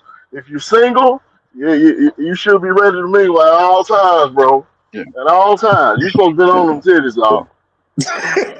Like I said, it's just one woman. I'm gonna get another pair of titties. It's not that serious, okay? Okay. I'm gonna say women it's not that difficult to replace them. The difficult part is liking them. You ain't married, bro. You available to all of them, bro. Again, brother, that I've never believed in a shortage of women. My issue is I haven't liked the ones I've got. You know what I'm saying? I ain't never run out of women to get. It's just, do you like them when you get them? So, one woman, I'm going to come across that. Man, I'm on the train. I'm going to come across another one in 15 minutes. I was literally on the train when I was going downtown. It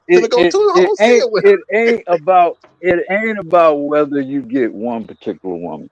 It's about whether you got the game to get the woman when you want to get her. And all I'm saying is, to Supergirl is somebody who's trying to get treated a certain kind of way.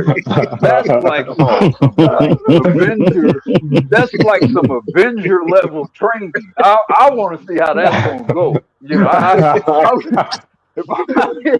I want to get that.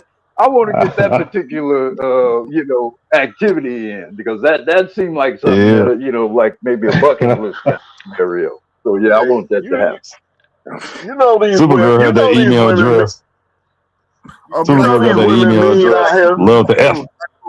My crew. Yeah. Get it done, but the industry is called gonorrhea. Oh well, I mean, shit's a gamble these days. Hey, the clinic is off the train line, so you can go right to the clinic on 63rd. Get that cleared up. The same day.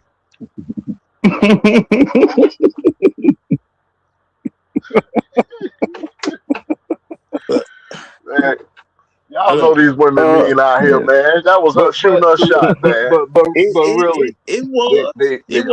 They all are immature. They all are immature.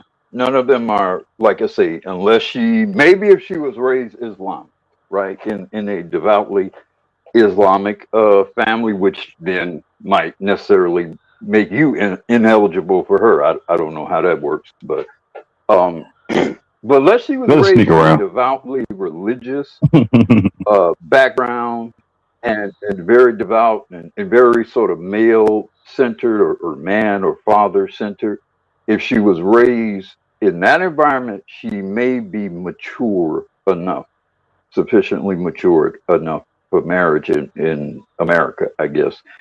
You're talking about maybe 5% of women in America probably have been raised to ample maturity, and a probably significant smaller percentage if you do the subset of black women. They're just not raised to be mature in the way that a man, and especially a husband, a productive man, a respectful man, a thoughtful man, a masculine man. Almost none of them are raised to be what you would want them to be. You at best, if you get any of them, it's like Jado described. Maybe she has matured to, a young woman stage, or a I don't even want to say a number, because people are, I guess, kind of crazy. But maybe she has matured to a certain level where, at the very least, she is obedient, quote, and empathetic to the positioning of a man. She may struggle at times with that because she is immature, but if her default is to, I don't necessarily like this, but he is my husband, he is a man, or whatever, I'm gonna do it, you can work with that. But that's gonna be that's probably 15% of them that you can do that with, maybe 20%, but more likely 15% of them where you can do that with, where she's immature but workable and manageable. So like I said, you're talking about maybe 15% total of American women that are viable. And that's why particularly amongst black people in particular, that's why the marriage rates are so low, because so few of them are mature enough for a man to even really seriously consider committing everything to. Yeah. That to me, that's well said, and that's something I think black men need to put a whole lot more thought into. Because most of us, we think about stuff from a woman's perspective. What aren't we doing right? Are we doing plenty right? I just don't want what's available. And people will get mad at you for not wanting what's available. Look, if I'm allergic to nuts and you got all these treats that include nuts, it's not the fact that you can't make treats. I don't want none of them, though. I'm allergic. It's that simple at the end of the day. I don't want to be the guy that messes with you and you can offer me everything that I don't want and none of what I do. You know, and Roger. I think, go ahead. Sorry. I'm sorry. I don't know. Once you complete your thought, I want to circle back on something. Well, go ahead now, because you done mess me all up now. But it's cool. It's cool. You done mess me all up. No, I'm sorry, bro. But it popped back in my head because that's initially why this thought I initially had to come up on the panel when you guys were talking about meeting a woman that already has like her own house that she bought, and I wanted to get my take on that one where. It depends on the woman, because I've experienced some women that have had their own house.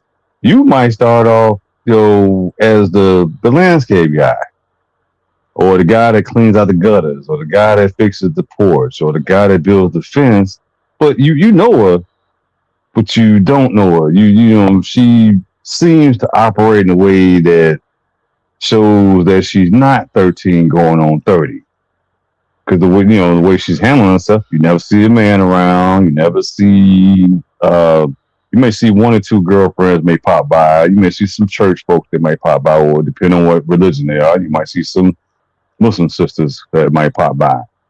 And she starts to value you more because of the stuff that you do. She don't haggle about paying you. Your price is the price. She got no problem with that. And, it's most times it's already ready set before you even get the job done. And she, hot summer day or a cold winter day, she's offering you chocolate or hot chocolate or coffee or lemonade. And you come into the situation where now fast forward, she started liking on you because she sees your ethic and you have some standards. She's not one that works for her that's on the phone all day to talk about how you're going to get down and get with the guys at the booty club later on at night, or, you're handling business. She's seeing you being productive. She's seeing you functional, and she's seeing your leadership qualities in action, and not even being in a relationship with her, but that draws her to you. And she's willing to submit at once she fast forward a little bit and just say, let you manage her home. You're showing her you're managing your life outside of her, being separate and being a total stranger to her, to getting familiar with her, getting comfortable with her, getting to know her, dating her, and then, I mean, she's believing in you, but she may have a 13-year-old moment every now and then. Can I ask you a question? Can I ask you a question about your narrative? Yes. Manage what now? Manage her home. Release the home to you. Entrust the home to you. That's where you're messing up right there. You'll never move in the house with a woman.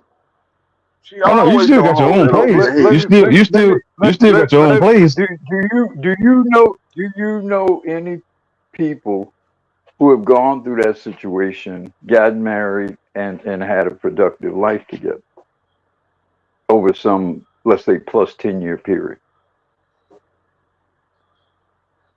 I don't. One. Because a unicorn. It's a unicorn. It's a unicorn. The problem with what you described is if you consider the mentality of a woman in that situation, that she's, by nature of it being your quote employer, she's starting out in a dominant position over you. She's paying you. You're doing work for her, labor work for her. For the most part, that's how she's going to see you. And even if you get together, still in the back of the mind, you're the landscape guy. You're the gutters guy. And when you have a dispute, particularly something that requires some leadership and somebody's got to make a decision, best believe, your handyman ass don't know what you're talking about. This is what we're going to do. That's why you almost never see those relationships work, particularly amongst black women. Yeah. You're more likely to be able to make that work with a white woman than a black, and especially if you're a black man, you may be more likely to make that work with a white woman. But a black woman, player, that ain't gonna work in most situations, especially if there's an educational difference. If there's an educational difference, if you're just a high school grad and she's the master's degree, a doctorate degree, man, gone. I mean, she might be excited about your muscles rippling in the sun, in July kind of thing. And she get a little hot between the legs, but that ain't gonna hold up over the long term. No, I have to interject. I have to interject just a little bit here. I agree with everything you say, but even if you have a college degree, she still's not going to respect your leadership. She ain't. She's not. Yep, because she got her college degree. Yeah. No, Yeah. That's a third degree I saw that in. I agree with you. I agree with you, Hot Sauce. I was just putting extra emphasis on it. If you have the educational disparity, you have no chance. If you have education, then if you have education, what she's going to do then is to try to say, well, why don't you do something else with your education? And she's going to try. She might try to mold you into something. That still won't work. That still won't work. But she may give you more of a chance if you're educated. She may give you more. What happens if you have education, especially if your education is higher ranking than hers? What she gonna then do is say, well, we all learn the same shit, right? It don't matter because I went to those classes that she didn't go to, and it's all the same shit anyway. So you're not any better than me anyway. That's what she's gonna say. And then don't you dare become a better man, quote unquote, to her, because she said, well, since you're educated, why don't you do something else? The moment you do something else, I don't care if you become a brain surgeon. Nigga, you was never nothing until you was with me. It took me to bring that out of you. Yeah. So I don't know how you don't lose. You either become a slave. You either become a slave, some sort of weird indebtedness to her, or that shit ain't gonna work. Yes. Yeah, Right. and Yeah, And the crazy thing is, the unicorn thing was he married an Asian woman. Another buddy of mine almost had a black that's woman. what that's what we trying to Almost, say. almost a black That's woman. what I just Almost a black said. woman. I And then just the said it's education more did come into likely to play. work because here's the thing with non-black women. The non-black women are more likely to appreciate your manliness and your Yes, masculinity and your physical dominance to such a degree that that will compensate for the other disparity. But absolutely. black women don't have that appreciation. Yeah. Yeah, I will say this when it comes to East Asians, not Southeast Asians, but East Asians. If you're educated and you're more educated than them, they'll just shut up. They'll just shut up because they understand like hierarchy, like better or worse, more quality or not. They'll just shut up, right? But with black women, what they like to do a lot of time is that they like to discredit your efforts just because you could like no matter what you do, it still ain't good enough. Like so, for Yeah. example, you build your own business. Well, you don't you but you're not helping other niggas to build their business, right? Yeah. Or Right. you went to school. Okay, well, so what? Everybody else go to school. Like it just no matter what, it just doesn't matter. It Yep. just doesn't And course. matter. their ultimate trump card is you need to compete with the white man no matter what you do. So you Exactly. just you Yeah. can't That's you bro. That is the that's the bottom line. ultimate You're trump still card. black, nigga. You're still black. When it still Yeah. has nothing else to say. Well, you're still black. yeah. Because at the end of the day, even if you are actually competing with the white man, Yeah. you ain't inspired enough other brothers to help you compete with the white man. There's Yeah. always gonna be something out there. Yep. So Something. Yeah, you Yeah. know what this is really Yep. about too. Yeah. all We right, Unless you can appreciate Nah, you. but then the magically, flip We side of it, though, brothers, is when nah you crushing, you showing you performing, you showing every aspect no, of your bro. life that you are crushing the white man and No, you any don't. white man that can approach you. And the all woman that they just don't want to deal with you now. Now you too much. I'll Now tell you. you're a different type of nigga. well, hold on, We y'all. we appreciate you trying to save them, but no, bro, it ain't gonna work. Like I'll tell you Well, something my friend told me. Oh, I we try to saw say a black them. man I was I'll famously trying tell to you crush. say they We ignore saw it. a black man. We saw a black man famously crush essentially all white men on earth, and his wife still couldn't vibe with him. well, Yeah. Her well, name Will was Smith. Yeah, she couldn't former keep First Lady couldn't keep the Michelle tramp Obama. state. I was gonna Former say Yeah. First which There you Lady one. go. Michelle I Obama. ain't know which one you were talking Yeah. about. Ah, yeah. Uru. You I got No, mean, it. like, no, you can't say I Michael mean, Jordan. No. he technically crushed all white men on yeah, earth, that's and it didn't matter. true. Well, Yeah. I'll tell you something. I'll tell you something that's a good friend of mine, really good friend of mine, actually from Chicago, who told me this. He said this. Do when was the last time you listened to a unicorn? Never. Because niggas don't. Because people don't listen to unicorns, right? Now, People don't listen. Now, let me say this. I don't even know what All right, I don't even know what a unicorn sounds like. I don't think I've they get, ever they even get, in they get. like a cartoon or whatever heard of a unicorn. all right. People don't listen to unicorns. Look, y'all. I gotta say, shout out to Yo from Florida. Appreciate the super sticker, my brothers. Appreciate the super sticker. Now we are past the 3 hour mark, so I'm getting ready to shut this down. But Inspired Truth just came up, so I want to know if he wants to say something on the subject of the show, or he just came up to holler at me because I told him I wanted to holler. So, both. Inspired Truth, did you have something for the show, or do you want to just did you just come up to talk to me?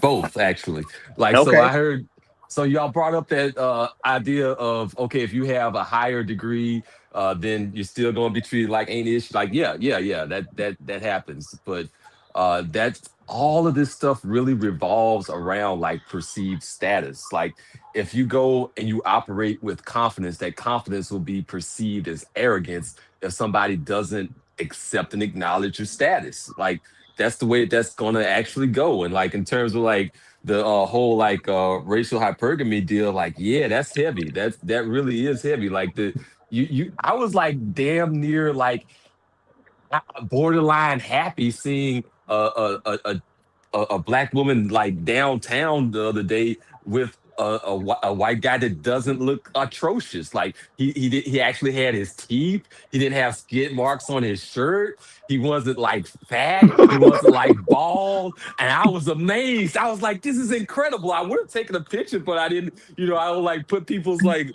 cameras in people's face and stuff like that. But like it was like shocking to me. It's like, She oh my she gosh, she it's she one pay- that's not trash. she paying out her ass, cuz I promise you, she is She paying out probably is. her She ass for was that older pretty than white him. boy. Yeah. She was older than him. Oh, So come yeah, on. that was probably Her so. No, pension, yeah. the pension that some black man left for her or whatever, she paying out her ass for that white man. And Talking to talking. I will say this real quick to The you sugar too. mama. If you'd have asked to take a picture, I'm sure she would have insisted upon her picture being taken with that white man. The way Right. you described him too, yeah, she would have insisted that you take multiple pictures and spread them all over social media if you can. No, that's just real And talk. she got an S So on her back for a tramp stamp. now I'm gonna say, look, y'all, I'm about to bring this to a close. I appreciate you for throwing that up in there, but I'm about to bring this to a close. We are 10 minutes past the 3 hour mark. If there are any women who want to come up real quick, I want to do a special show where y'all gonna actually have more say than the men. Y'all gonna have more Damn, Roger. say than the men. So I want if hit the link. Even though we go off air, you can hit the link and still join the panel. Hit the link, and this is your chance to participate in the show where you will have more say than the men. Okay, this ain't gonna happen all the time, so take advantage. Okay, I got we questions. ain't answering no I got, questions on that. We ain't answering no questions on uh, that. Okay, I appreciate you that you have a question, but it ain't gonna happen on air. So we gonna go on to the round table and we gonna make some things happen. Appreciate you, Inspired Truth. Thanks for coming up.